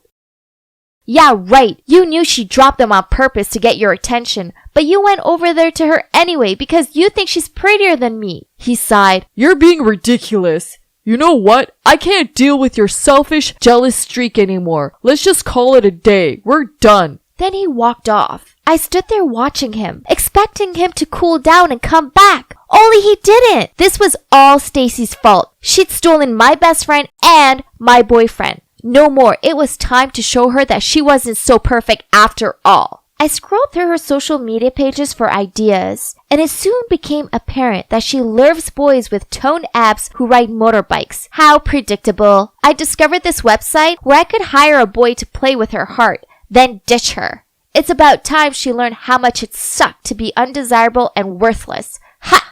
I found the perfect guy called Josh. He was 19, a gym addict, and he had a motorbike. Whoa, he was expensive, but it would be worth it, right? I arranged to meet him at the local coffee shop, and geez, he was even more handsome in person. I wished I could use this money to actually make him mine. Sigh. So the deal is, he's gonna flirt with Stacy, make her love him deeply, and then break up with her. The next Monday, I walked out of school to see Josh parked up to the school gate, holding his helmet and looking like he belonged in a movie. Naturally, every girl was staring at him, but he made a beeline for Stacy. Then, just 1 week later, I saw him picking up Stacy from the school. Whoa! I knew that! I knew I had chosen the right person. Josh was such a lady killer. They looked super close, and I had to remind myself that he was just an actor and he was doing his job. Ha! She was gonna be so heartbroken. But a few weeks later, and he was still picking her up. Huh? Why hadn't he broken up with her yet? So I called him up and asked him what was taking him so long. He replied that he would do it soon. He was just making her fall for him more before he did it. Brutal. Only the weeks passed by and he still hadn't ended it. Then I was walking past the movie theater and I spotted them there, kissing. What? This was not the plan! Furious, I had arranged to meet him the next day at the coffee shop. He walked over and couldn't even meet my eye as he said, "I'm sorry. I can't do this anymore. I will refund you as soon as I can." Why? Have you fallen in love with her or something? I said jokingly. There was a long silence. Then he looked down at the table and muttered out, "Yeah, I have." Why was I the only one on the planet who saw how fake she was? Thanks to her siren ways, I lost my best friend, my boyfriend, and now my savings. This was it. I needed to confront her. The next day at school, I tried finding her, but she was nowhere to be found. Then, as I passed through the school garden, I saw her sitting there. Gotcha! It's time to tell her exactly what I thought of her. I stormed over to her and opened my mouth to speak, but why was she crying? When she saw me, she managed to smile and said, "Oh, hi Lily. Is there a chance you could help me?"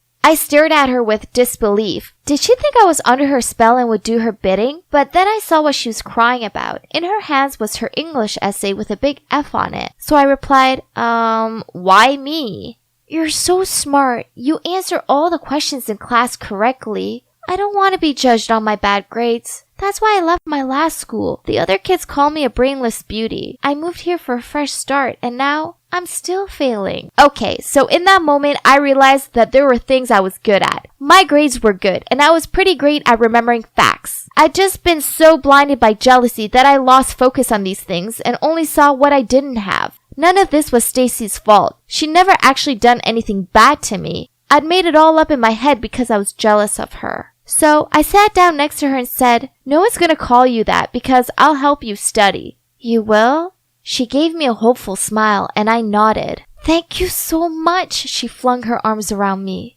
So that's how Stacy went from being my enemy to my friend. She's actually a really sweet and kind-hearted girl. No wonder why everyone admired her so much. And I was wrong to judge her on her appearance and not give her a fair chance. She's still with Josh and she doesn't know that I hired him to break her heart. But hey, she now has a hunky boyfriend who adores her, so that could be considered compensation, right?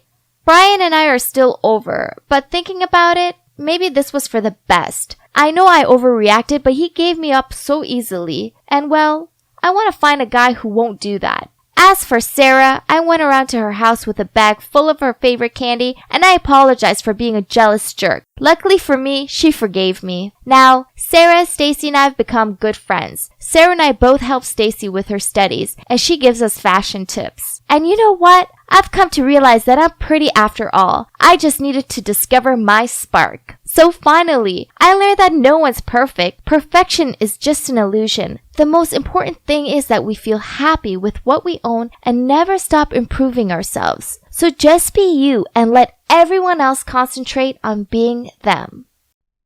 I was standing outside of college chatting to my friends when suddenly a police car pulled up, and from the car's window, a handsome police officer waved at me, then told me to hurry up. I excitedly waved back at him, said goodbye to my friends, and rushed to him in front of their admiring eyes. So, I'm Daisy, and the handsome cop is Levi, my amazing, brave boyfriend. We first met at the library in town. I was there for my studies, and he was looking for some crime books. We started dating, and now a year later, we're madly in love. There are so many things that I love about dating a cop, such as seeing him in his uniform. It never fails to make me beam with pride. And I'm not gonna lie, he has abs of steel due to all of his workouts. Swoon! Besides, he has the cutest quirky habits. Like, when we go to a restaurant or the theater, he always scans it first to check if it's safe. But as good as being with him is, there are a few bum points, such as his unpredictable work schedule. Day, night, weekends, you name it, he works it. Then, when we finally managed to plan something, he sometimes got an emergency phone call and had to bail on me. This sucked, especially when it was my sister's wedding. But without a doubt, the most annoying thing of all is his popularity with other girls. They're like moths to a flame around him, especially this one colleague of his, Ellie. One time, Levi brought his colleague Brad over while I was there studying. I heard Brad remark, "Levi, I never thought you'd end up with a bookworm. I thought you'd end up with Ellie. Everyone can see you two have a strong connection." Levi tried laughing it off and saying that it was nonsense, but the jealousy rose up in me. By the time Brad left, I was really upset about it. So I packed up my books and went to leave. He stopped me and asked me what was wrong. Trying my best not to cry, I blurted out, "Why aren't you with Ellie? You spend all your time with her." He shook his head, smirked, then said, "Ignore Brad. He's a joker. And yeah, I spend time with Ellie. I work with her. But it's you I love, and everyone knows it. In fact, why don't you move in? Then we can spend more time together." My sadness was soon overlapped by happiness, and I jumped into his arms and squealed out, "Really? Yes, for sure!" This was so exciting. I moved in a few weeks later, and at first, living with Levi was the best thing ever. But over time, there were little niggling things that started to play on my mind. For example, one day I was chatting to the new neighbor when Levi arrived home and in a stone-cold voice demanded I go inside. Then he sternly told me never to talk to strangers. But come on, I'm a naturally chatty, friendly girl who loves talking to people and making new friends. I don't know, I guess it was me overreacting? I mean, he was just looking out for me, right? But then his need for control worsened when once I arranged to meet my friends in town. Levi was going to come too, but then he had a last-minute work call and couldn't. When I said I'd just get a taxi, he freaked out and told me I couldn't go. After I got upset about it, he reluctantly agreed to let me go. He called a reputable taxi firm to pick me up, then told me I had to be back by 10 p.m. But after a few drinks, I lost all sense of time, I was just having too much fun. I was dancing with my friend when Levi stormed in, grabbed my arm, and pulled me out of there. Everyone was staring at us, not helped because he was in his cop uniform. I even heard one man tut out, "It's always the innocent-looking ones, isn't it?" It was so embarrassing. At home, I sat there brooding while he got me a glass of water. When he tried passing it to me, I jumped up to my feet and screamed at him, "You're being ridiculous, and thanks to you, everyone in the bar thinks I'm some sort of criminal. I don't need a curfew." "It's not like that," he sighed. But I was so upset, I brushed past him and slammed the bedroom door behind me. I cried myself to sleep. I hated arguing with him. I gave him silent treatment throughout the next day. But then in the evening, he arrived home with a gift box and apologized for making me sad. That was so sweet. I gave him a hug and said, "I'm sorry too." Then I opened the box. It was a really lovely watch. I noticed that it had an extra button on it, but I didn't think much of it. I stared down at it admirably as he fixed it on my wrist. That's how caring my boyfriend was. So I decided to buy him something too. The next day after college, I went to the mall. Suddenly, Levi called me and asked me where I was. I wanted the gift to be a surprise, so I told him I was at home. Crossly, he said, "Daisy, don't lie to me. I know you're at High Hill Shopping Mall. Come home at once." Huh? How did he know that? I gave up on finding a gift and went home. When he got back, I asked him how he knew where I was, and I saw him briefly glance at my watch. Then, he admitted that he had GPS fitted to it, but it was only so he could keep me safe. What? I wasn't a kid anymore. How could he use it to follow me? We had a huge fight, and I told him he was controlling and crazy, and he needed to stop treating me like a little kid. Then I shut myself away in the bedroom. The next day, when I woke up, Levi had already left for work. I was so wound up, so I decided to go for a jog to clear my head. Obviously, I left the watch at home, and also my phone. When I got back, I was about to head for the shower when I heard my phone ringing. It was Levi. Then I noticed that I had 50 missed calls and a ton of messages from him. What? This wasn't normal. I'd only been gone for an hour at the most. Anyways, I put the watch back on, then suddenly the door banged open and Levi stormed in, and he yelled at me, "Are you okay? Where did you go?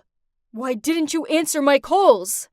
This sucked, as I love him, but I knew I couldn't live like this anymore. So I told him I needed my freedom, then headed for the door. He looked so mad as he grabbed my hand, pulled me into the upstairs room, then locked me inside.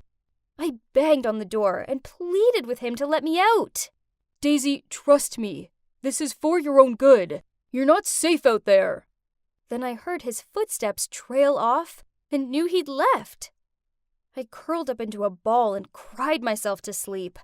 When I woke up, it was getting pretty dark out there. I searched the room for something to help me and found a rope ladder. The perks of living with a prepared cop. I used it to climb out of the window, but as soon as I reached the ground, 2 men appeared. Then suddenly, the world turned black. When I opened my eyes, I realized that I was in a dark, damp room and I was tied up. The 2 men were sitting by the door and talking to each other. I began to panic. I'd seen enough movies to know that this was bad. One of the men looked over at me, and I quickly closed my eyes. But it was too late. He'd seen I was awake, so he walked over and said, "Ah, welcome back, sweetheart." Panicked, I asked, "Who are you? Why me?" He sniggered out, "Ah, yes. If only that boyfriend of yours was here, then we could ask him." Then he picked up his phone, and seconds later, I heard Levi's voice in the other line. "Hello? Remember me? We seem to have something of yours." I heard the fear in Levi's voice. "Let her go! Your wife's death wasn't her fault. It's your fault she's dead. Now it's your turn to lose the woman you love. Come here alone, if you want to see her face again. and don't even think about calling for backup."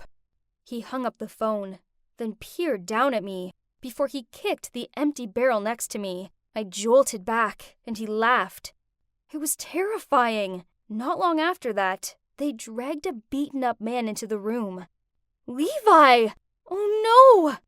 Levi managed to look at me, forced a smile, and slurred out, "My flower girl.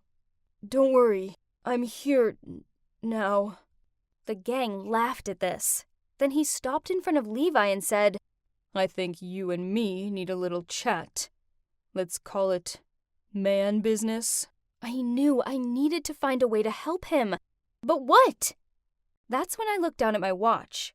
It already had GPS, so perhaps the extra button did something. I struggled to press it, which wasn't easy with roped hands, trust me. But eventually I managed to.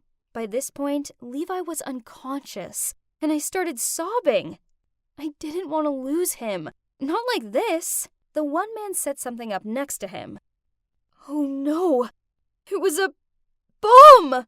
He sneered out. "You have 30 minutes left to say goodbye to your lover boy." Then the man left. I called Levi's name and sobbed out how I loved him.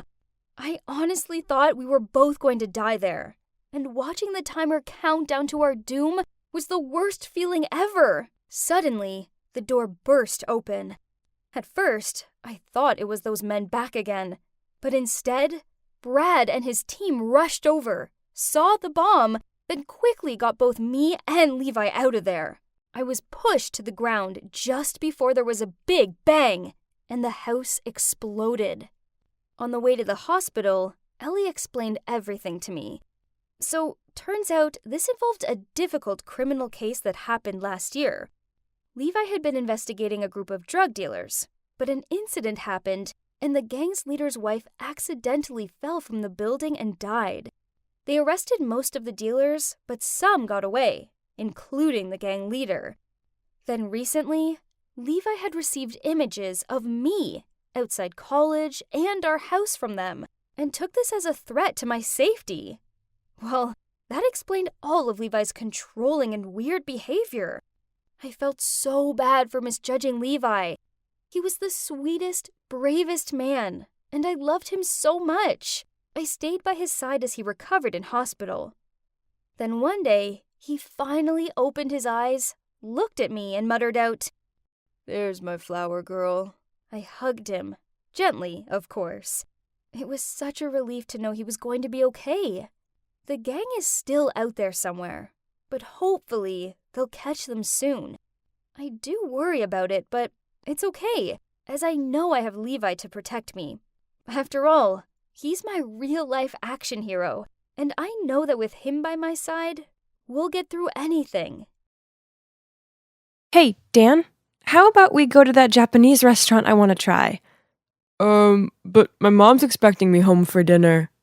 Dan awkwardly replied. Again? I rose an eyebrow. Predictably, his next move was taking out his phone and calling Mommy Dearest. Mom says eating out is very expensive. It's your idea, so you're paying, okay?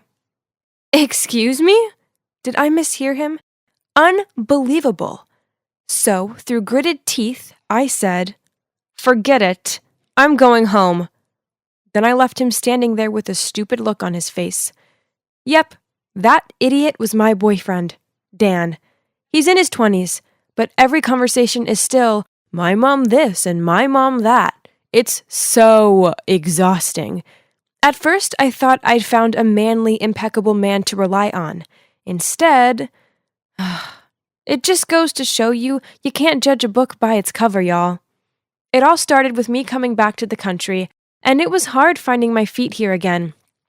Also, I hadn't had a boyfriend for, let's say, a long time. I wasn't that desperate, but my auntie insisted on matchmaking me with this cute guy. I thought, why not? First impressions, Dan was fine. He'd just graduated from a prestigious college, and he seemed so gentle and kind. We spent a good time chit-chatting, so yeah, after that we started dating. It was swell at first. But then the abnormal details about him began to surface. We arranged a date at mine once. The plan was to cook a meal together, then relax watching a movie. But as soon as he arrived, he walked straight over to the couch and started watching TV without any helpful intention. I dragged him into the kitchen, passed him a carrot and the peeler. He looked confused, then stuttered, but I don't know how. I tried to show him, but despite explaining it in great detail, Dan still fumbled to peel one lousy carrot. Then, yep, you guessed it, at one point he called his mom. Then he told me, "My mom says the kitchen is a very dangerous place. I could cut or burn myself. We could go back to my place. My mom can do the cooking." I glared at his arms akimbo. Or we can eat out," Dan mumbled. "Only if it's on you, Claire. It's not my fault." I growled while shaking my head. "Fine, then I'm not coming with you." Then I pushed him out and slammed the door shut behind him. What the hell just happened? Still, I told myself that maybe he was just scared, since he has never cooked before. One time we were in a clothes shop, and I spotted this shirt that I knew would suit him. It wasn't his usual style, but I insisted he tried it on, and ooh, he looked so good in it. Dan seemed to like it too, as he admired himself in the mirror, then said, "It does look nice. But wait, can you please take a photo so I can send it to my mom? Well, she's the one who buys all my clothes, so..." What? So now he needed approval from his mom before he bought anything? Jeez. Anyway, I took a couple of photos and he sent them to his mom. They exchanged messages, then he turned to me and said, "Okay, Mom says you can buy me it." Me? My eyes widened. "Yeah, Mom says you chose it, so you should buy it for me." Wait, what? I literally froze for seconds. Speechless, I could only glare at him before I found the means to leave. "Claire, what's wrong?" Dan chased after me, but I ignored him. Okay, I admit that after a few dates, it was easy to figure out he was a total mommy's boy. But I told myself that it was sweet he loved his mom so much, and I never expected it to be that extreme. After that, I used the silent treatment on him, but he wouldn't quit bugging me. Then, he told me he wanted to take me out to my favorite restaurant as a birthday treat. Ooh, this sounded great! Perhaps he'd realized something and wanted to make it up for me. We were holding hands and walking toward the restaurant when we passed by a shoe store, and in the window display were the perfect pair of boots. Well, I'm a girl, and it was my birthday. I pulled Dan's arm. "Danny, look!" I pointed at the boots. "I want those." I grinned from ear to ear. "Okay," Dan replied blandly. My smile faded. I mean, they'd make the best birthday present. Ugh, since when did a girl like me have to ask for a gift? "Why?" Dan shrugged. "You like them, I don't." My face reddened with anger. "But it's my birthday." Dan scratched his head and forced a smile. "Sorry, babe. Last night I spent my allowance on some new games, so I'm broke now." Pfft, I sneered. "Why don't you ask your mom?" And he unexpectedly went mad. "Hey, you're obviously the wealthier one. How come you keep asking me to buy you stuff?" Enough! I stopped dead. I have never, ever dated anyone as awful as you before. You're a grown-ass man, so stop running to your mommy every time you forget how to turn the kettle on or stub your toe. And why on earth do you still get an allowance at your age? It's over. Then I turned to leave, without letting him have the last word. So freaking unreal. Trust me, to arrive back in the country and end up straight into this bizarre mommy's boy circumstance. But yeah, at least I was finally free of him now.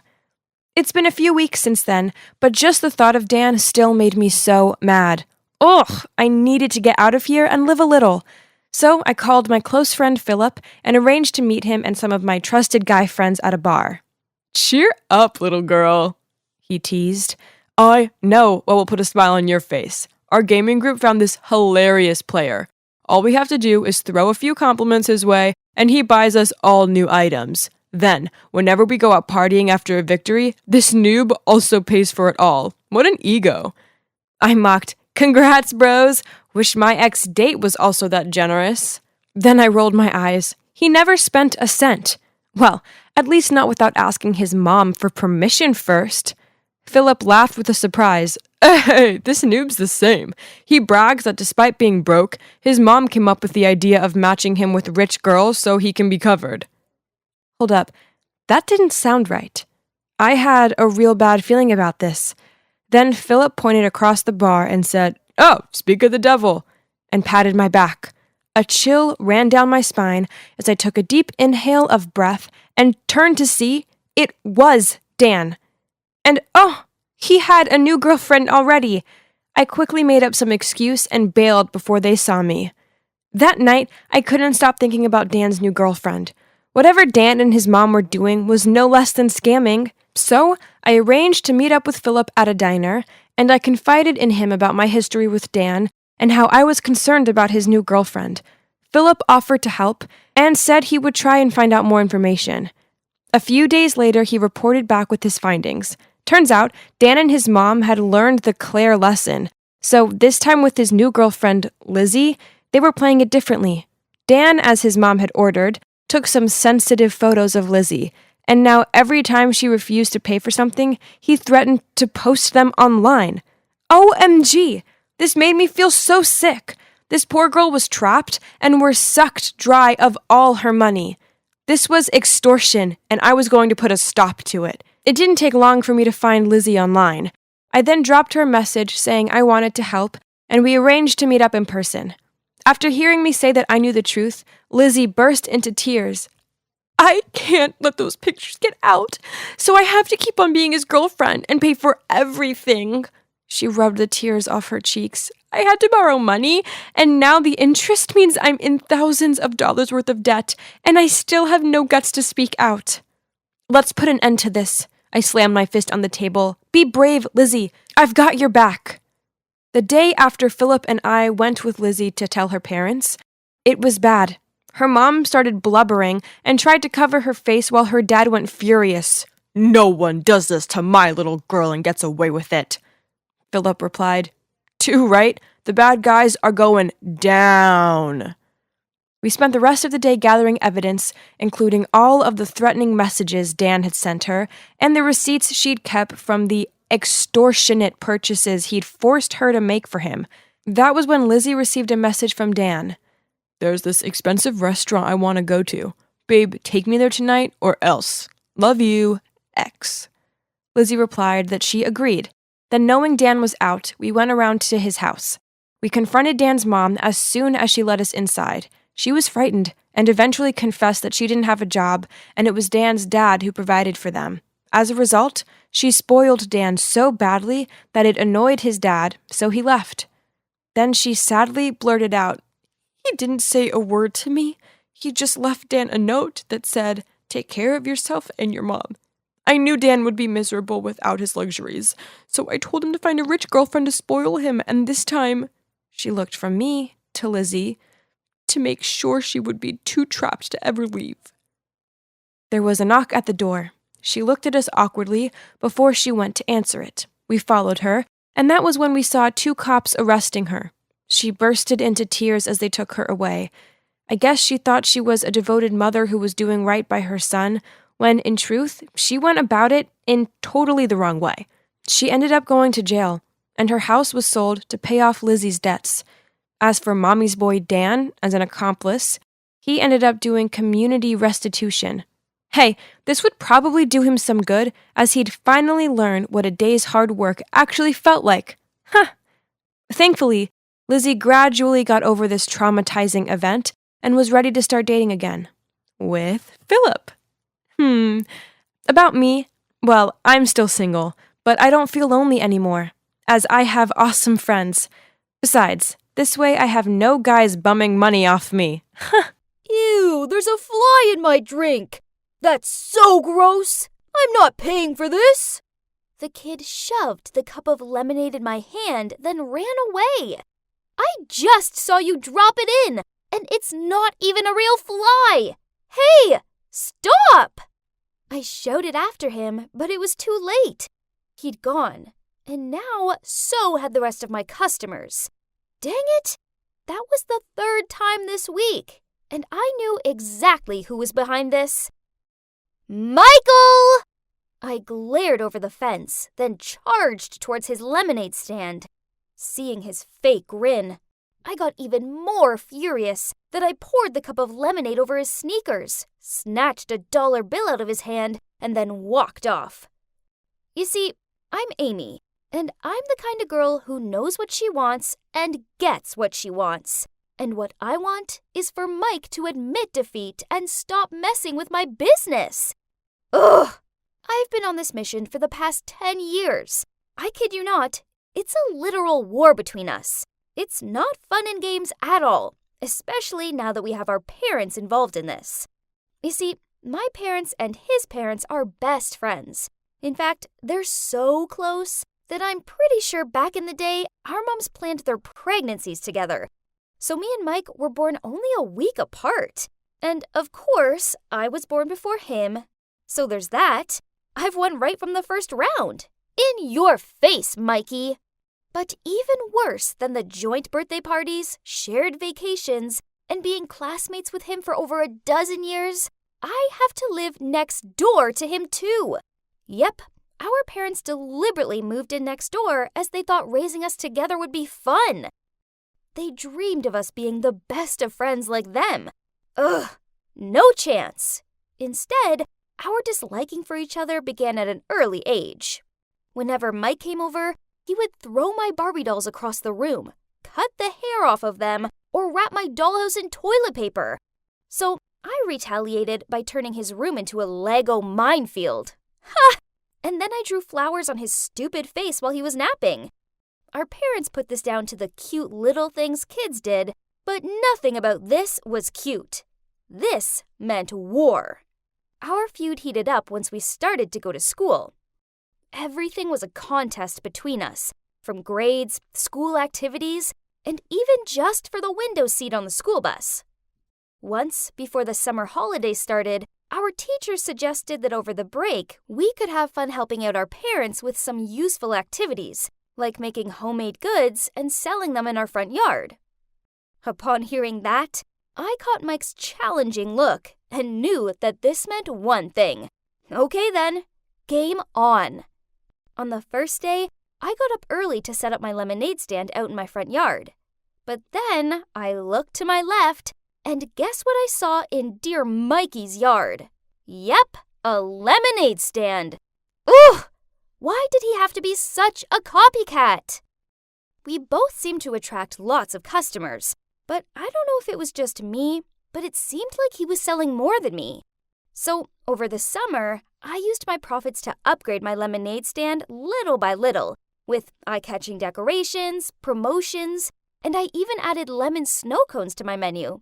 Finally, my queue seemed notably longer than Mike's. The snow cones were doing the trick.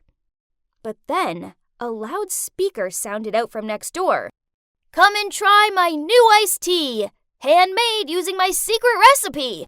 Try it today at an introductory half-price offer!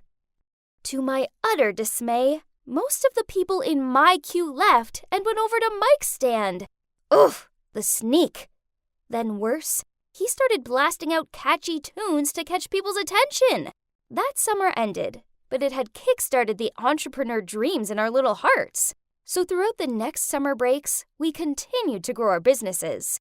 I expanded my stand to sell a selection of drinks, snacks, and fast foods, with delivery service too. Once, with my friend's help, we even included a car washing service.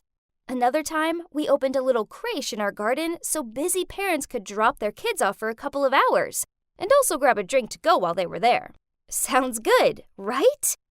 But you know what? Whatever I sold, whatever I did, a couple of days later, Mike went and did the exact same thing. And then he had the cheek to accuse me of copying his ideas. Ugh, he was so annoying.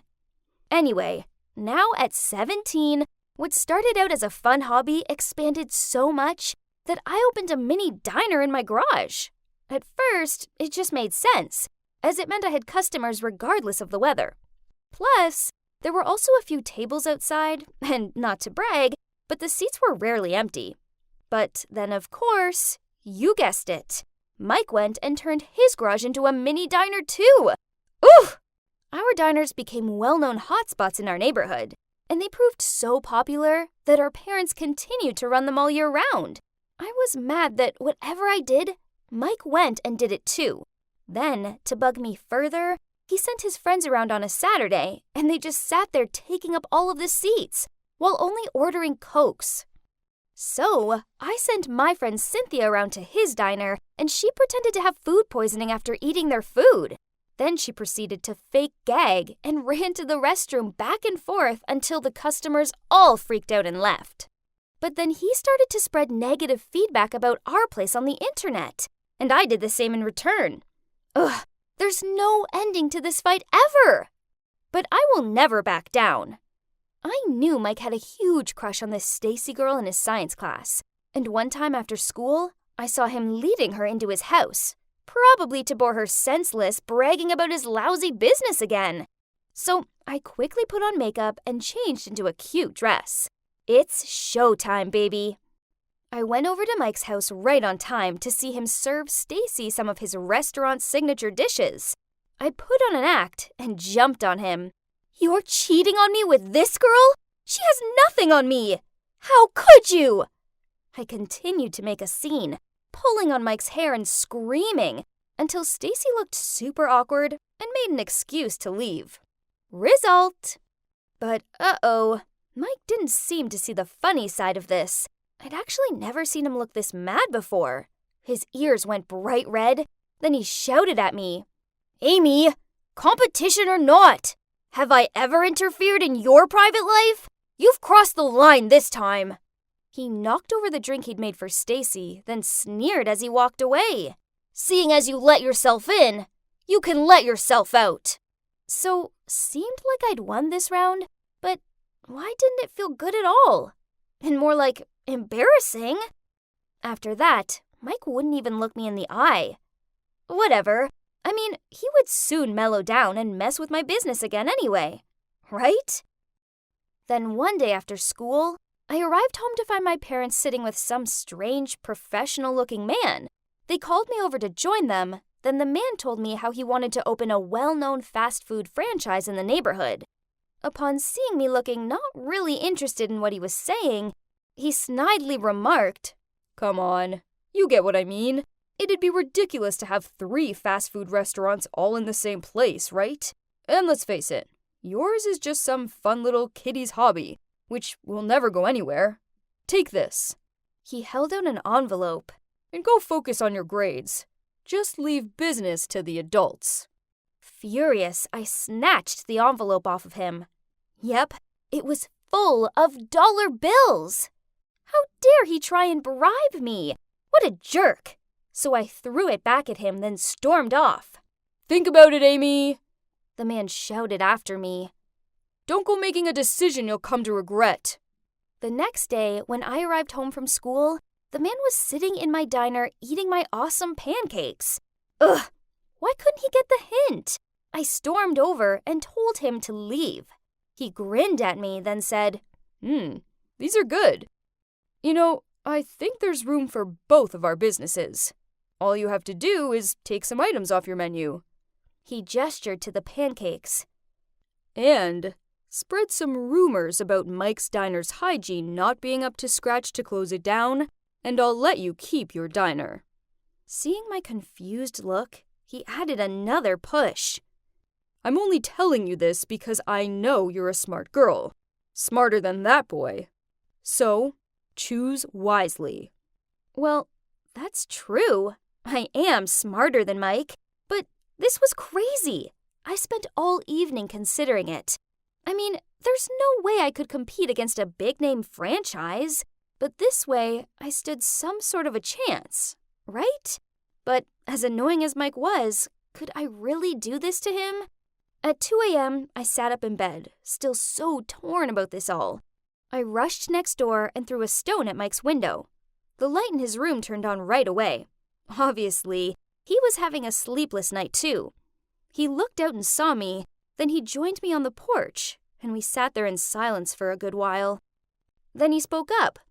Ames, your pancake tower is amazing. Really. Sighing, I replied, honestly, I drool just thinking about your double-deck burger. But if we don't take those dishes off our menus, I think that man will find a way to close us down. He shook his head. Well, the Ames I know wouldn't quit that easily, right? I let out another long sigh.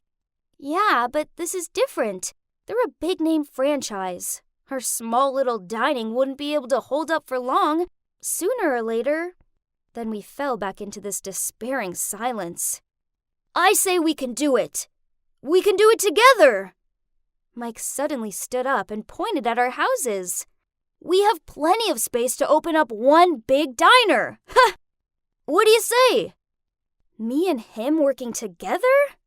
Would that ever work? But, well, nothing's impossible for big girl Amy. I grinned at him. Bring it on. Let's fight till our last breath. So, the very next day, we joined forces and started preparing for the opening of the joint diner. Naturally, our parents were, of course, thrilled with the idea. They happily broke down the fences and even built a joint corridor to connect our houses together. We're now officially registered as one business and have all of our food, safety, and hygiene certificates. You know, the boring but official stuff. As for the franchise man, it turns out people in town are loyal to us. So when the story of his dirty tricks spread out, everyone said they'd boycott his restaurant if he ever opened it. So we never heard from him again. Huh, that's karma for you. And what happened next? Well, Mike and I are still running our business together, and it's going pretty well so far. It's a real family affair, with everyone helping out. Actually, it turns out running our own business together is far more fun than competing against each other. Maybe Mike isn't as bad as I always made him out to be, and sometimes I still claim myself to be his girlfriend when I catch a girl lurking around him. I guess he should learn to get used to having only one girl in his life. And thinking about it, I suppose that's always been me. I was sitting on the couch watching a movie with my mom and dad, when suddenly the door slammed shut, and we all turned our heads to see what happened. Yep, that's my big sister Taylor making an entrance. She slumped down on the couch and banged her feet on the coffee table. Then, as she scrolled through her phone, she looked up at us and huffed out, why are you all gawping at me like I'm an animal in a zoo? Am I not welcome here? Flustered, my mom immediately replied, No, sweetie, we're all delighted to have you home. Then she turned to me. Anne, darling, go and get your sister a drink. I jumped up to my feet and did as Mom asked. I know what you're thinking. Why is everyone letting Taylor get away with her Little Miss Rude routine? You see, after a huge argument with Mom, she left home at 18 and didn't come back for 7 whole years. Mom seemed so pleased to have her back, so I decided to ignore Taylor's attitude and just go along with it. That afternoon, Mom asked me to go to the grocery store with her so we could buy Taylor her favorite foods, as well as a welcome back gesture. Then we spent ages preparing this delicious meal. I excitedly rushed up to Taylor's room and knocked on the door. Taylor, dinner's ready! She shouted back. Go away! But it's hamburgers, and we got a special dessert, I replied. Poof! I hate hamburgers, and there's no way I'm eating some sugar-laden dessert. I went downstairs and told Mom that she wasn't coming. Mom shrugged and tried to act like it was no big deal, but I could see the sadness in her eyes. Dad tried reassuring her by saying, She probably just needs time to settle in. Yeah, she's probably just tired, I added. Mom forced out a smile and thanked us both. Then she prepared a plate of food and asked me to bring it to Taylor. I knocked on her door and told her the food was outside. She shouted back at me. Take it away! I don't want it! I left it outside of her room, but later on when Mom went up to bed, she saw the untouched plate of food still there. She picked it up and she took it downstairs and made out like it was no big deal. She wasn't fooling me. I could tell that she was biting on her gum to stop the tears. When I was little, I idolized my feisty, beautiful older sister. I loved how she wore clashing colors, the cool ways in which she styled her hair, and her carefree nature. The problem was that she didn't seem to like me. All she ever did was call me a brat, slam her bedroom door in my face, and tell me to stay away from her. 7 years on, and I thought things would be different. She wasn't a teenager anymore. She was an adult. But nope, it seemed clear that Taylor hated me even more than ever. I don't know why. Didn't she view me as a proper sister because we had different dads? You see, my dad isn't her dad, as her dad left when she was a little girl. Then Mom met my dad and had me. I don't know. I just couldn't figure out why she still disliked me so much. As the weeks went on, Taylor didn't seem to settle in at all. Instead, her behavior worsened. She played loud music until the early hours of the morning. She covered the house in her clothes, plates, cups, etc. She was the messiest person ever, and never cleaned up after herself. One time, I came downstairs to see her sitting at the dinner table, munching on the sandwiches I'd made for school.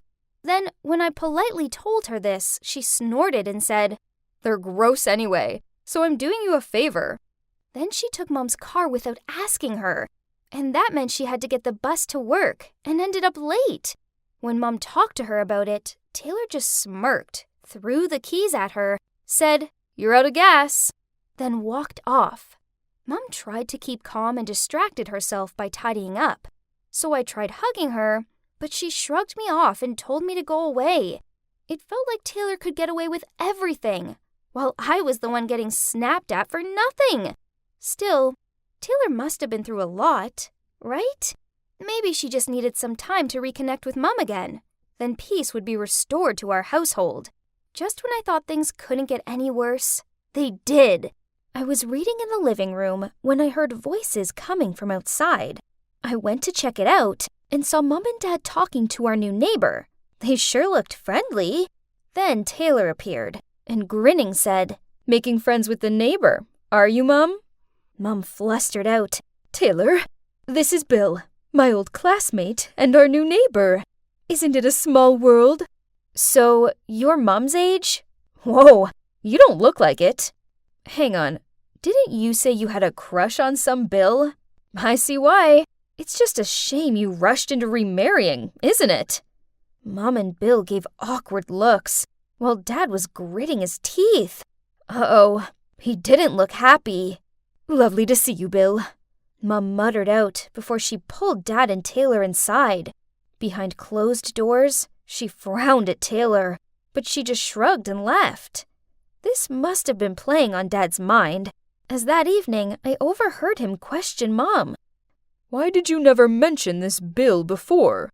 "Honey, it was just a slight crush when I was a teenager.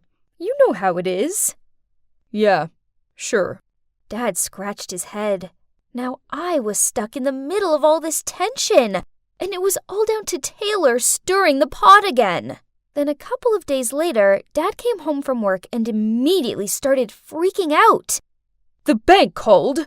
Apparently I spent an obscene amount of money in a watch store. Was it you?" Mom shook her head. I didn't know anything either. Then Taylor piped in.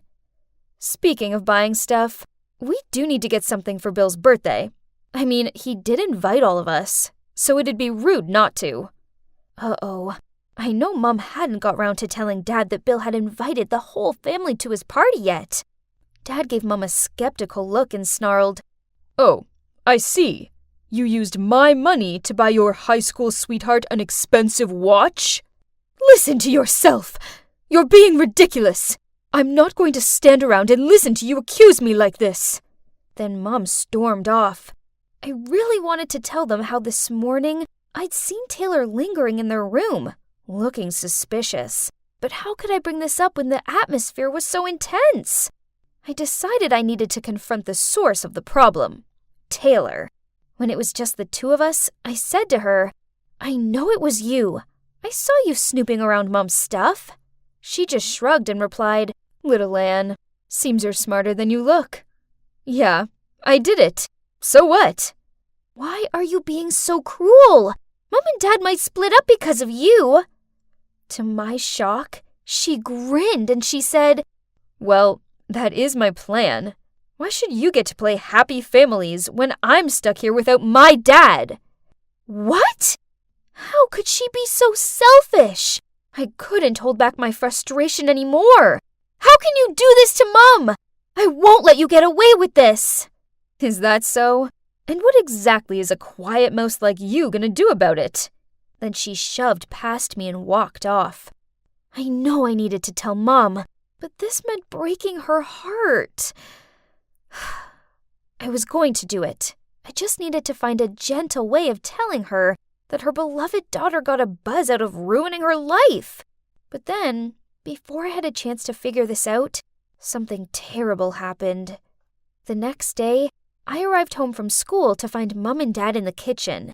Dad had his arms folded and a stern look on his face, and Mom was in tears as she sadly peered down at some papers on the table in front of her.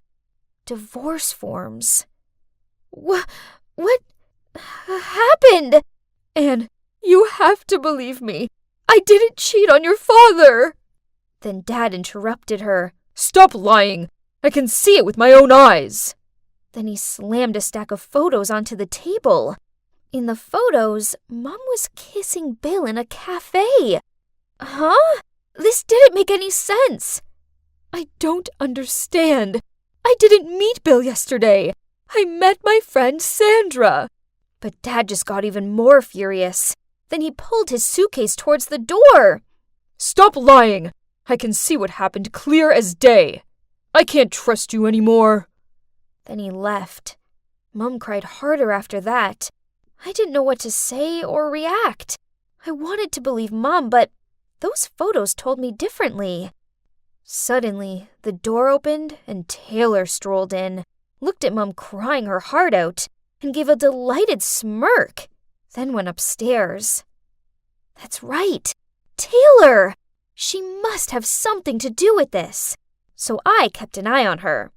As I passed her room, I heard her on the phone. And without a second thought, I went to find Mom and dragged her upstairs. Anyway, I owe you this time, dude. Yeah, those photos did the job. Yeah, thanks. Your Photoshop skills are brilliant. They look so real. My mom froze. A second later, she pushed the door open. Then Mom looked at Taylor and mouthed the word, "Why?" Taylor burst out laughing, shrugged, then replied, "It's payback for loving her." She pointed at me. "More than you love me. I want you all to suffer for living happily together. Why does she have you both, while I have nothing?" Furious, Mom slapped Taylor across the face and shouted out, "I'm ashamed of you, and I want you to leave right now." Taylor clutched her face and snarled back, "With pleasure. I hate it here anyway." Then she stormed out of the room, slamming the door behind her. I hugged Mom, and we both started crying. My happy family had been destroyed, and all because my sister was jealous and thought Mom loved me more. It was all so crazy. Then, later that evening, Mom received a call from the hospital. Mom's face dropped when she told me that Taylor had been in a car crash. We rushed to the hospital, and the doctor told us Taylor needed emergency surgery. But as she'd lost lots of blood, she needed a blood donation. The problem is that she had a rare blood type, but luckily, Mom had the same. So without any hesitation, Mom told the doctor to take as much blood as Taylor needed just to save her. After the blood donation, Mom didn't recover as fast as expected. Instead, she turned weak and needed medical care. So now, Taylor was in the surgery room, and Mom was in the intensive care unit. This was terrifying. What if I lost them both? I called Dad and spilled out everything that had happened to him, and he immediately rushed to the hospital. The wait was agonizing, but when the doctor came and told me they were both going to be okay, and I could go and see Taylor, I cried with happiness. Seeing her lying there bruised and afraid, I saw a vulnerable side to her that I hadn't seen before. So I took her hand and told her what Mom did for her. She looked embarrassed and turned away from me and muttered out how sorry she was for everything. After that, I visited them both every day. Dad came to the hospital too, to check they were okay, but he waited outside of Mom's room, as he knew she was still mad at him. Finally, Mom came home. Then a week later, Taylor was also discharged. We went to pick her up, and even though Mom and her didn't talk, I could feel the warmth between them. That night, we were having a cozy dinner. Taylor coughed to clear her voice, then said, "Guys, I want to say something. I know I've been a total brat, and I'm sorry. Mom, I thought you didn't love me because I was a reminder of your previous life, and I was ruining your new, happy family vibes. But now I realize how sacred the mother-daughter bond is. You never left me out. I left myself out. And Anne, I'm sorry I haven't been the big sis I should have been for you. I was jealous of you, but I was wrong to be that way. I hope you can both forgive me." Dad also apologized to Mom for misunderstanding her. We were all blubbering, and then we all hugged each other. We didn't need to say anything. Our actions were enough. We were family, and we loved each other. Families aren't always straightforward, but family is family, through the good times and the bad. And they're always worth fighting for, regardless of how out-of-this-world annoying they can be at times. Trust me, I know all about it. "Hey! Been trying to find you at school today.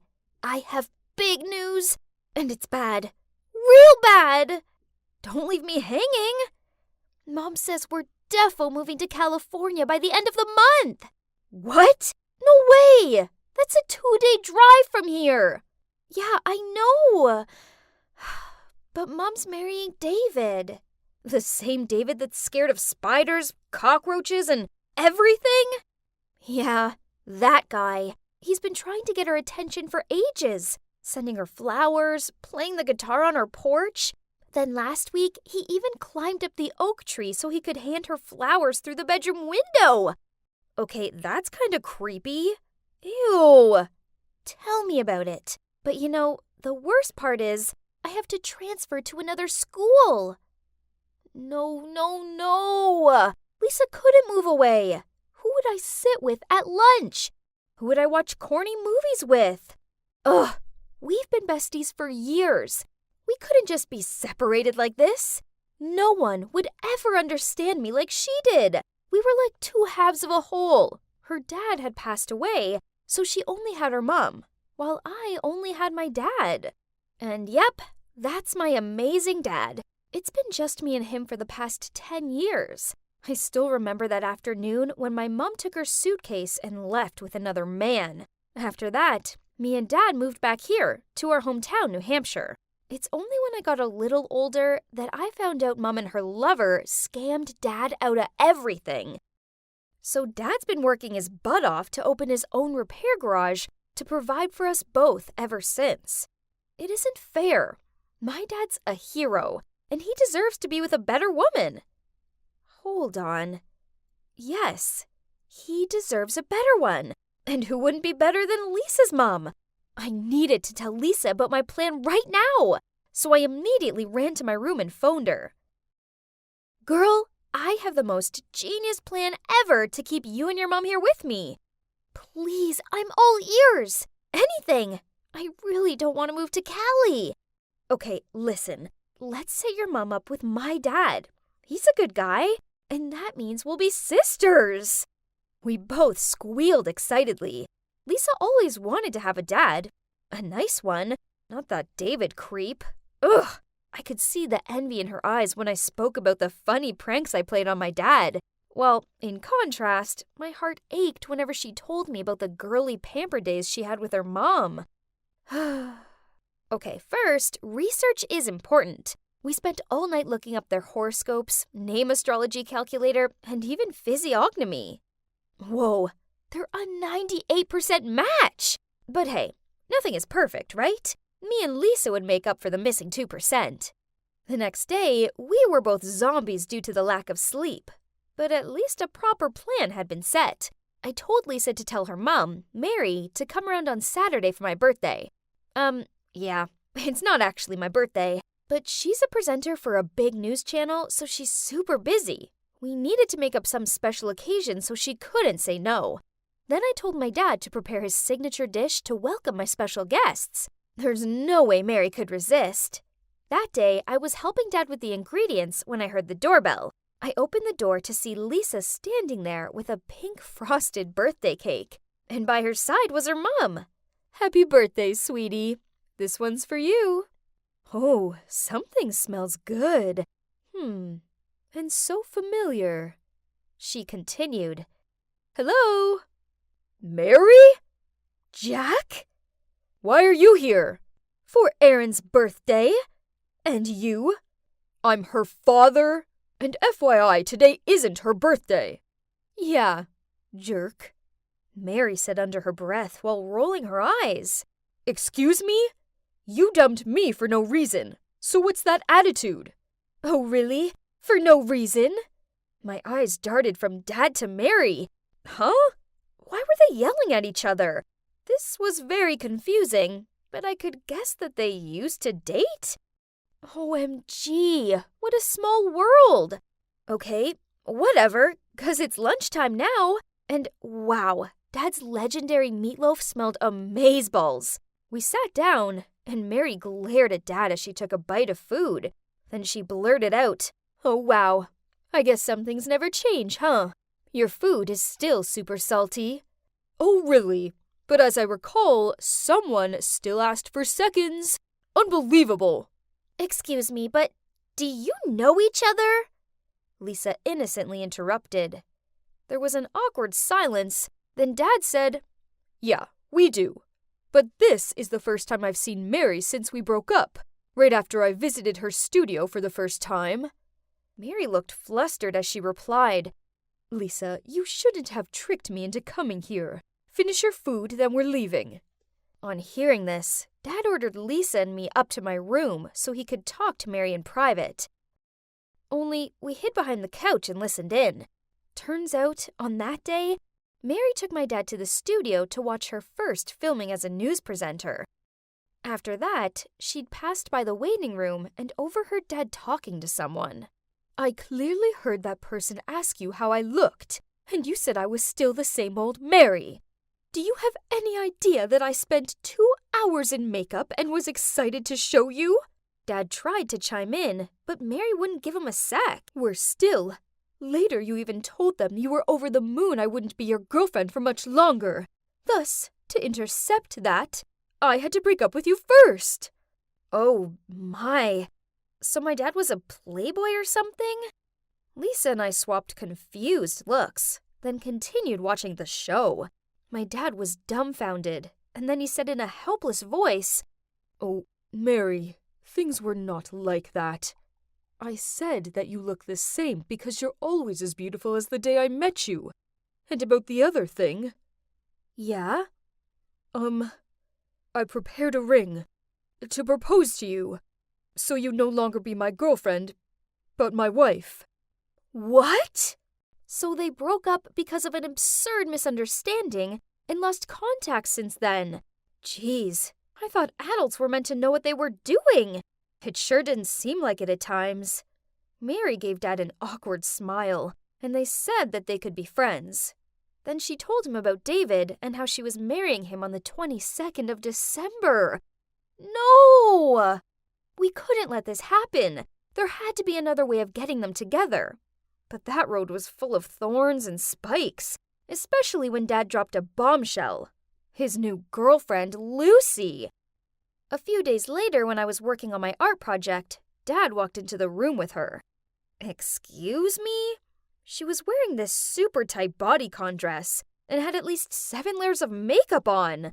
Ugh. Then she even dared to pick up the photo of me with Mom and smirked. "Oh, how nice." I rushed over to her, snatched it out of her hands, and shouted, "Keep off my things! I don't like you!" She immediately glared at me. But then seeing Dad coming down from upstairs, she suddenly smiled and hugged me while whispering in my ear, "You don't, but you have to." Jeez, what a poisonous snake!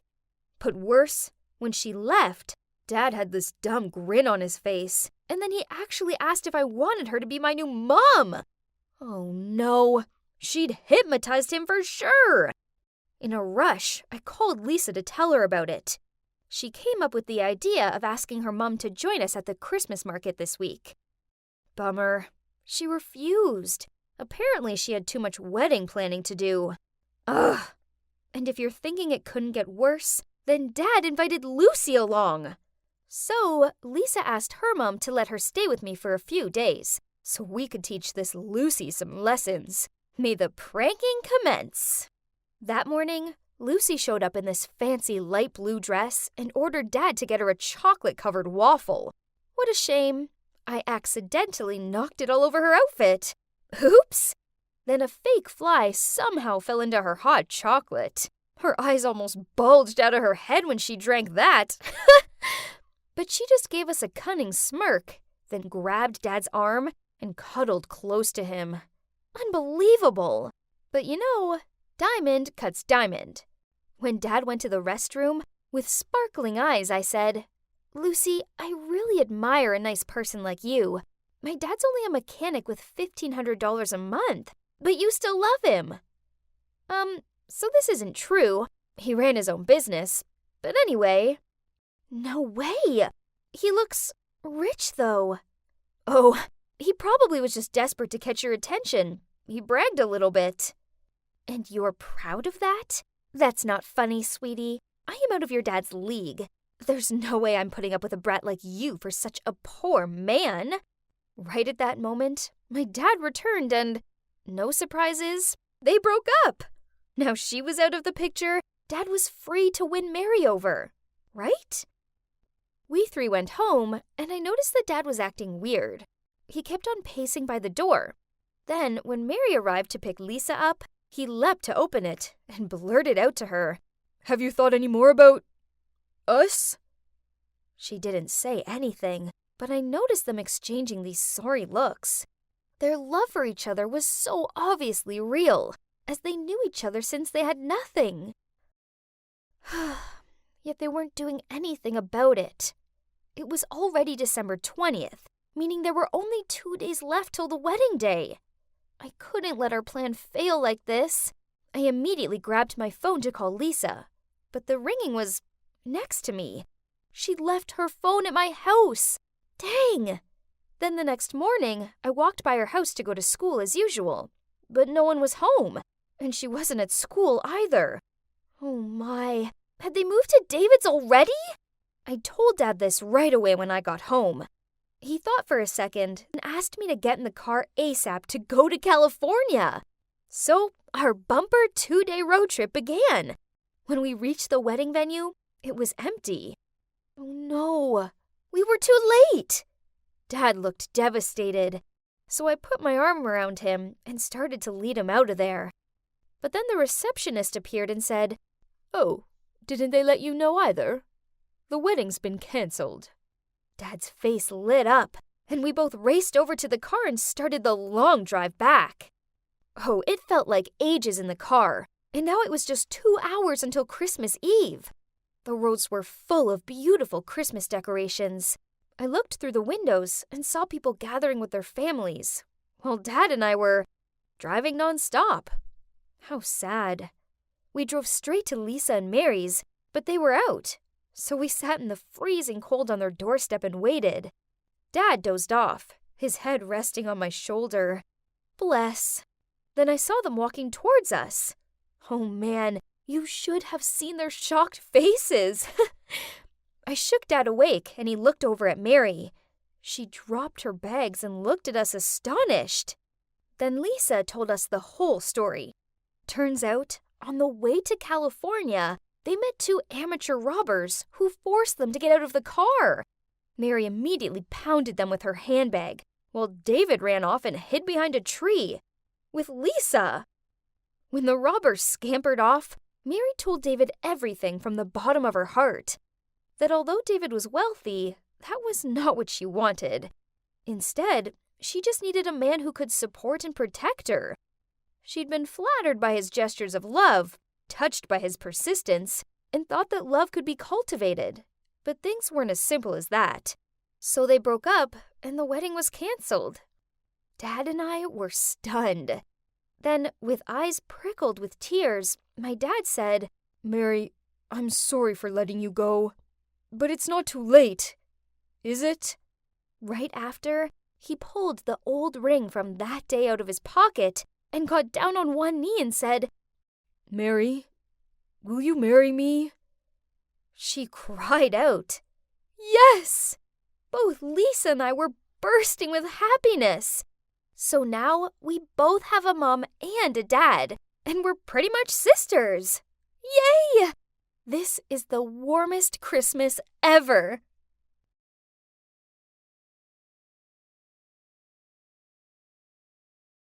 I want to meet Mr. Garcia.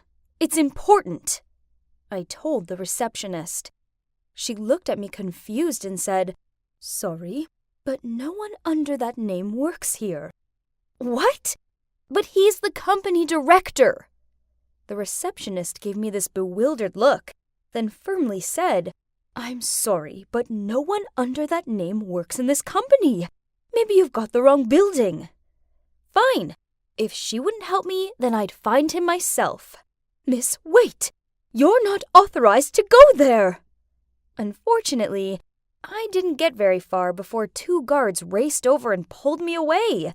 As I tried struggling free, I yelled out, This is ridiculous! I'm your director's girlfriend! Suddenly, a smart-looking man appeared in front of me and calmly said, Madam, are you looking for Austin Garcia? Yes, I nodded. The man sighed, then continued, Austin did work here, but I fired him months ago.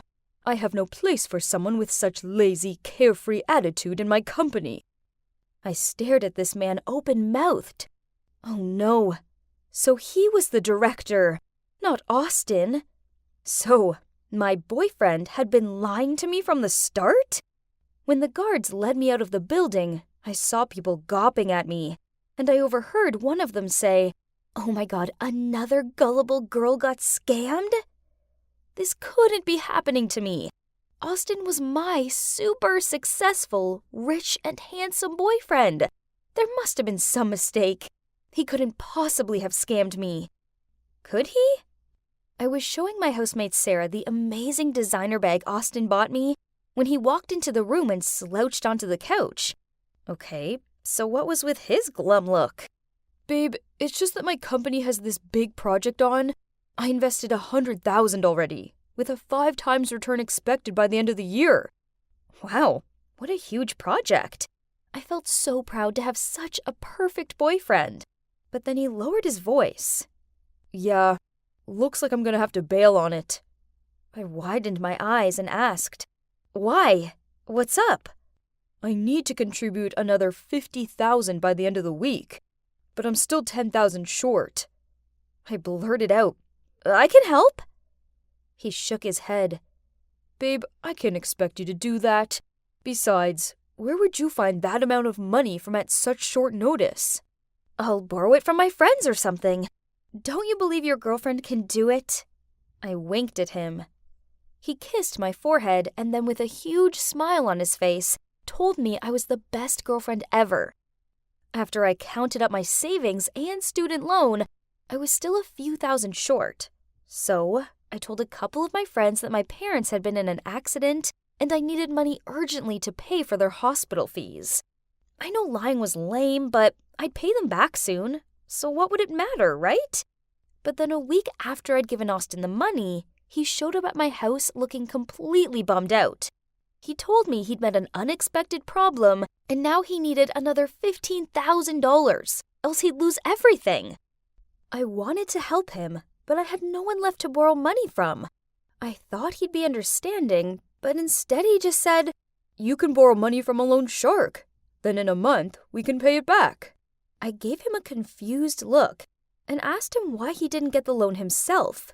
He stroked my hair and in a soothing voice said, I would if I could, Hannah, but you're a student, so your interest rates will be much lower than mine.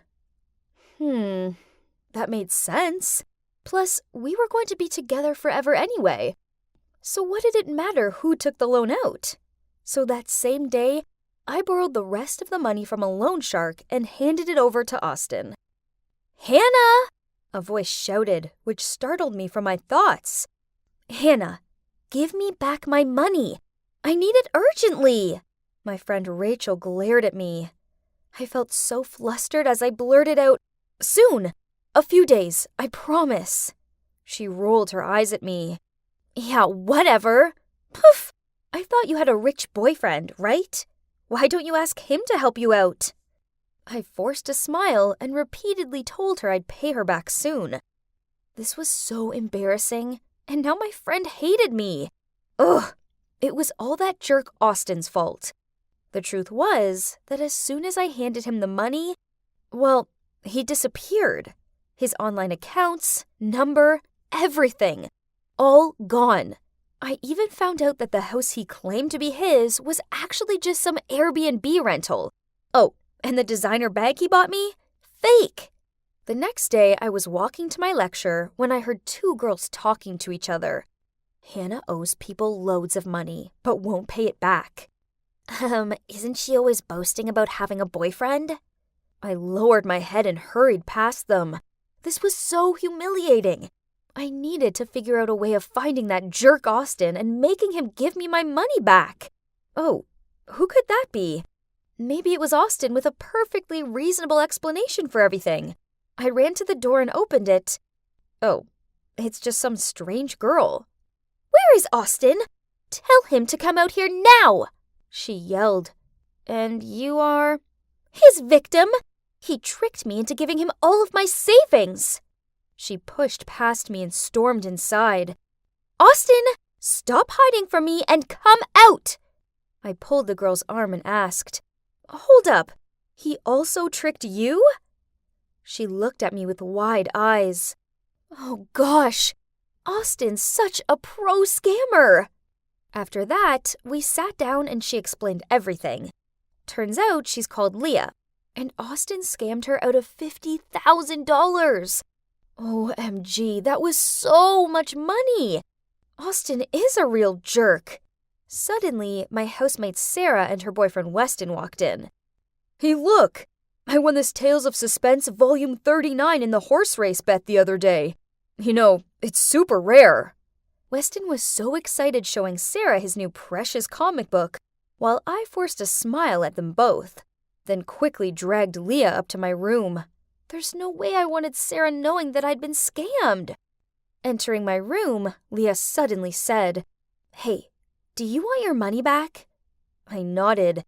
"Of course I do, but now I don't even know where he is." She gave me this sly smile as she told me how Austin adored the Marvel Universe, and that comic Weston had could be used to lure him in. So we went downstairs, waited for Sarah to go into the other room, then we asked Weston for his help. At first he refused, but then we offered to split the money with him 3 ways. Eventually Weston agreed, and so, game on! Starting off, Weston posted it on a comic book marketplace for half the price it was worth. Only $150,000! Unsurprisingly, it wasn't long before that snake Austin slithered into his messages. Great! We arrived at the meeting spot super early and hid behind a bush. 30 minutes later, and Austin still hadn't shown up, and I had a dead arm. Ouch! I whispered to Leah, "Do you think our plan was leaked?" She grabbed my shoulder and shushed me. Austin had arrived. He took ages to check the book, really carefully. When they finished the exchange, I jumped out of the bush and shouted, "Austin, there you are! Where's my money?" His eyes widened in terror, and he quickly tried to run off the other way, but Leah jumped out in front of him. She sneered and rolled up her sleeves, stepping towards him. "There is nowhere for you to run, jerk!" Austin was terrified and stepped back. Then I ran up behind him and snatched the comic out of his hand. "Girls, look! He turned pale and immediately turned and hurried away. He even lost a shoe en route, but he didn't dare to stop to pick it up. It was so hilarious watching him hobble off. Thank you so much, Leah. It felt so good to get revenge. Any time. We clinked our glasses together. Girl power and all. Ugh, my head hurts so bad. Where's Leah? I guess she must have gone home. I went over to my closet. Where's the backpack with my money in it? I frantically turned my room upside down looking for it. Could it be? I called Leah, but there was no answer. That was it. Leah and Austin were definitely the same. Why did I have to be such a gullible idiot? There was a loud banging on the door, so I opened it. 2 huge guys were standing there. Hey, beautiful. Pay us back soon, or else. Then they left. I freaked out, not knowing what to do. Find Leah and Austin? It's futile. I know it. So I started working like crazy. I delivered newspapers and milk in the mornings, then waitressed most evenings. I was so exhausted, but I had to find a way to pay off my debt before I drowned in it. Then one morning, Sarah came downstairs to find me asleep, face down on my piece of toast. She gently shook me awake, then told me she'd got me a paid intern job at her uncle's hospital. Yay! Thanks, Sarah. You're the best. The first day at my new job went well, so I decided to reward myself with a bagel and hot chocolate in the canteen.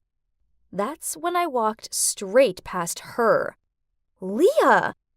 She spotted me too and ran off, but I chased her into a dead end. Where's my money? I didn't mean to do that. I'm sorry. She sobbed out. Then she told me how the night that we'd been celebrating, she'd received some bad news. Her brother was in an accident and needed emergency surgery. Panicked, she took the money for his hospital bills. Are you tricking me? This is 100% true. She wiped at her tears. Maybe I felt a little bit sorry for her. But no, what she did wasn't cool. Besides, she could be lying to me. I mean, I did also use the ill relative's excuse to get money off my friends. So I dragged her to reception to check. Turns out she's telling the truth. Her brother is in a coma and the bills are obviously very expensive. What Leah did sucks, but she's all her brother has. So I guess I can kinda understand why she did that. So it looks like I've got to continue working my butt off for now. That weekend, I was about to leave for work when I opened the door to see those thugs back again. They shoved past me and started picking up valuables. I shouted at them to stop and that I'd get their money to them soon, but they didn't listen to me. Then they picked up Sarah's laptop. Oh no! Right at that moment, Leah showed up and demanded they stop right now. Then she proceeded to pay them what I owed them. Huh? What? How did she have the money? Well, it turns out Leah's brother woke up from his coma. They talked, and she found out his specific research had just won first prize in a nationwide competition. So he gave her the prize money and told her to pay off my debt. I was so ecstatic. I flung my arms around her and kept on saying thank you. Now I was debt-free. Phew! I could finally pay my friends back and put all of this behind me. Huh? What was that? We both looked outside. Isn't that Austin? But why does he look so frazzled? Oh, turns out 5 angry-looking girls are chasing after him. I looked at Leah, then we both burst out laughing. And that, guys, is karma. Sarah, it's about time you got married. What are you talking about?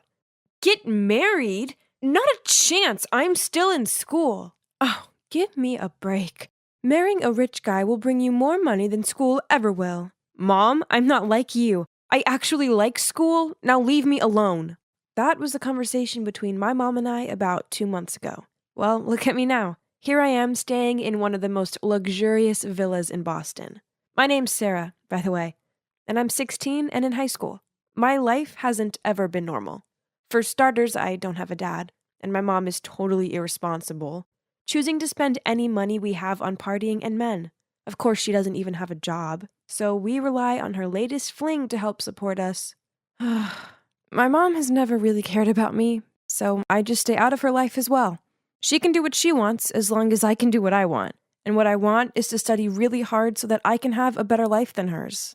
But as usual, she intervened in that plan, and 2 months ago she forced me to quit high school and get married. Obviously, I refused, and I even went on a hunger strike for a few days. But then one day she said, "Tomorrow, our two families will meet. If you don't rock up, I'll go to your school and tell them you're not coming back. But if you come, you can still go to school, at least until the wedding." Ugh, school.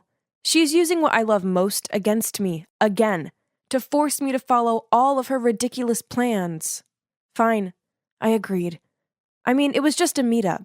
It's not like they could pressure me to get married right away, right? So the next day, I followed my mom to go meet Adam's family.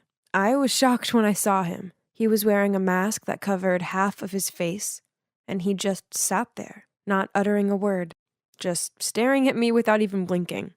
Honestly, it was so creepy.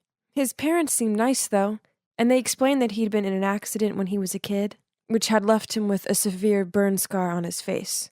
So he wore the mask to avoid scaring people off. I could see him watching me, waiting for my reaction. So I tried to smile back. I felt so bad for him. But at the same time, there was no way I wanted to spend my life with this guy. So I decided to put my plan into action. All I had to do was get his parents to disagree with the arrangement. So I acted as clumsy as possible. I wanted to give the worst first impression ever.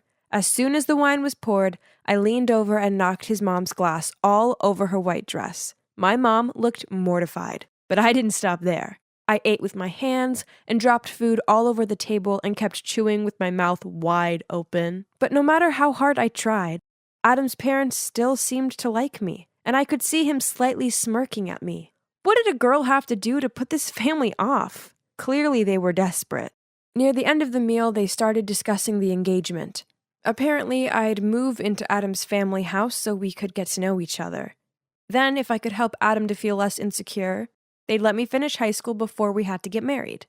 So didn't that mean they just wanted a friend for Adam? Someone to keep him company? It's not that bad. I guess I can do that then. So after the engagement, I moved into Adam's mansion. After school every day, I'd hang out with him and try to cheer him up.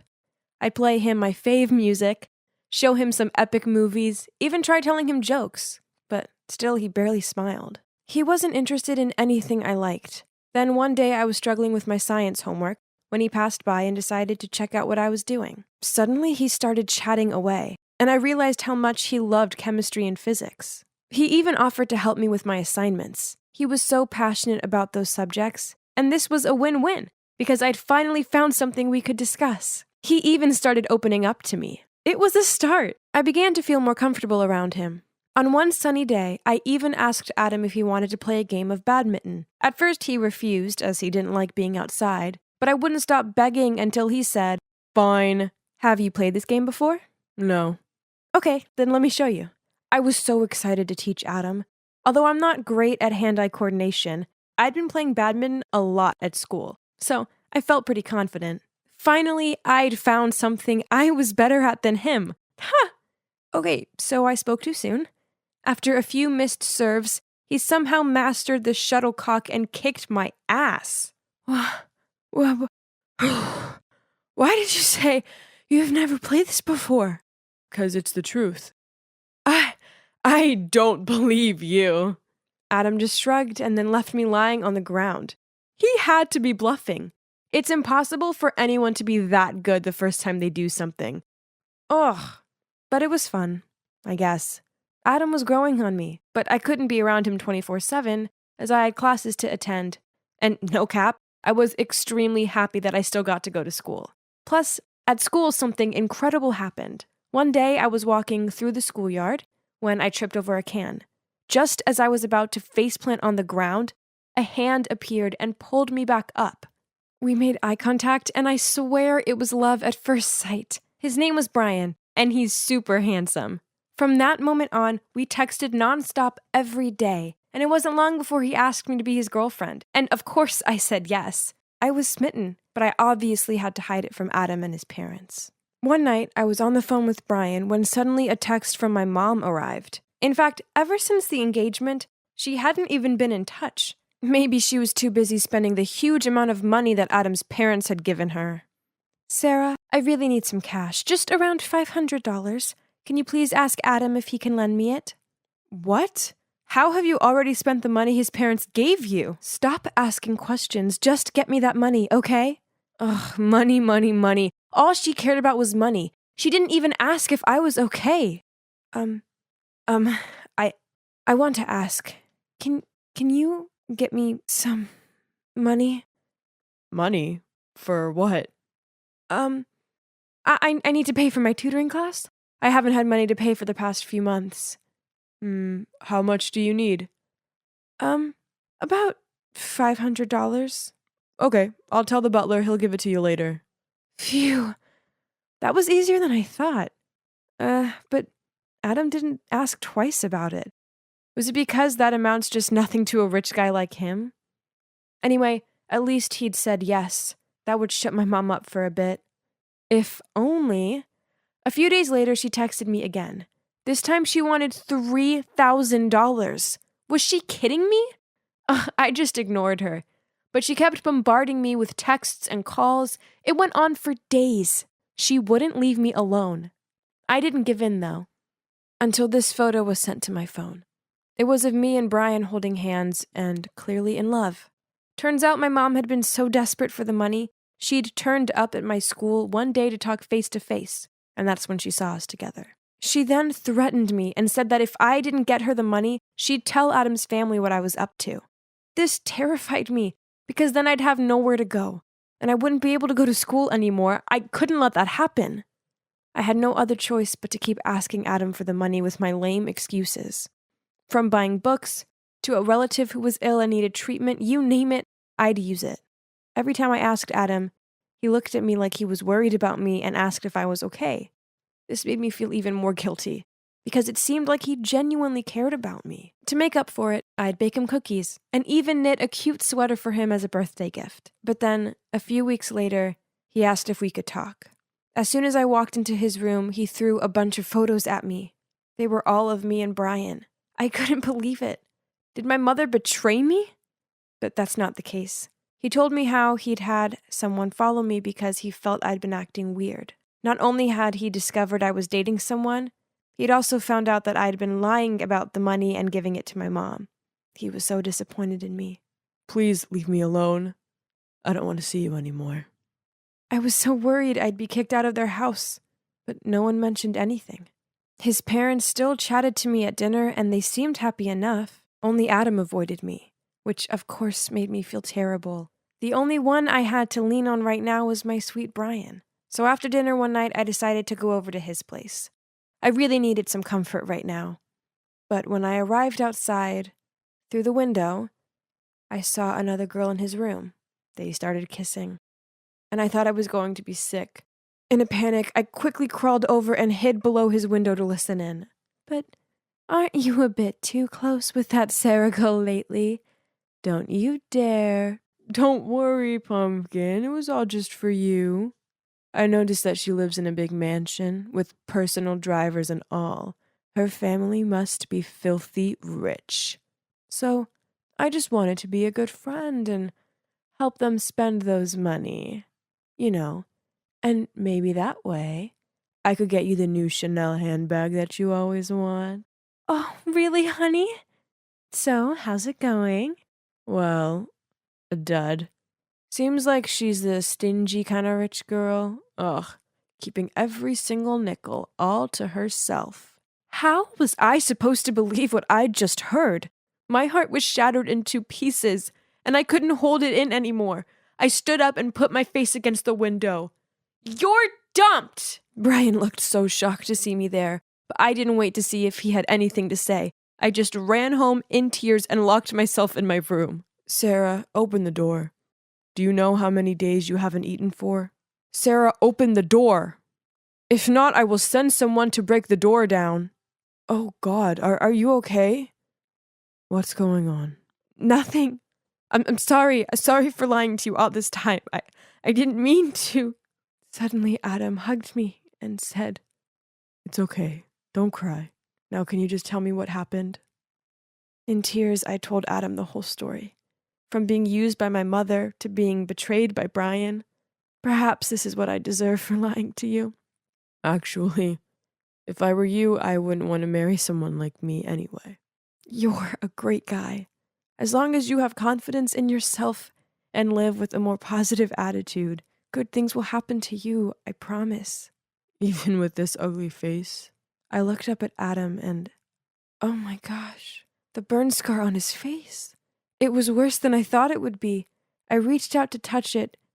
It must have been so painful. Can we start over? Keep helping me, okay? I looked at Adam, smiled and nodded. So after that day, I continued to stay at Adam's house and help him get out of the isolated, self-deprecating life he'd been living. Gradually, his attitude improved, and he even started taking a business course to get ready for taking over his family's company in the future. I also encouraged him to start taking off his mask. Love everything about yourself, including that scar. As for my mom, she's currently being detained for her illegal gambling. Yep, that's what she spent all that money on. She'll probably end up in prison, and even though this isn't what I want for her, she kinda deserves it. Oh, and about the wedding, we postponed it. Lucky for me, both Adam and his parents want me to go to college first and pursue my dreams. Once I graduate, we'll probably start planning our wedding, though, and it'll be truly out of love this time.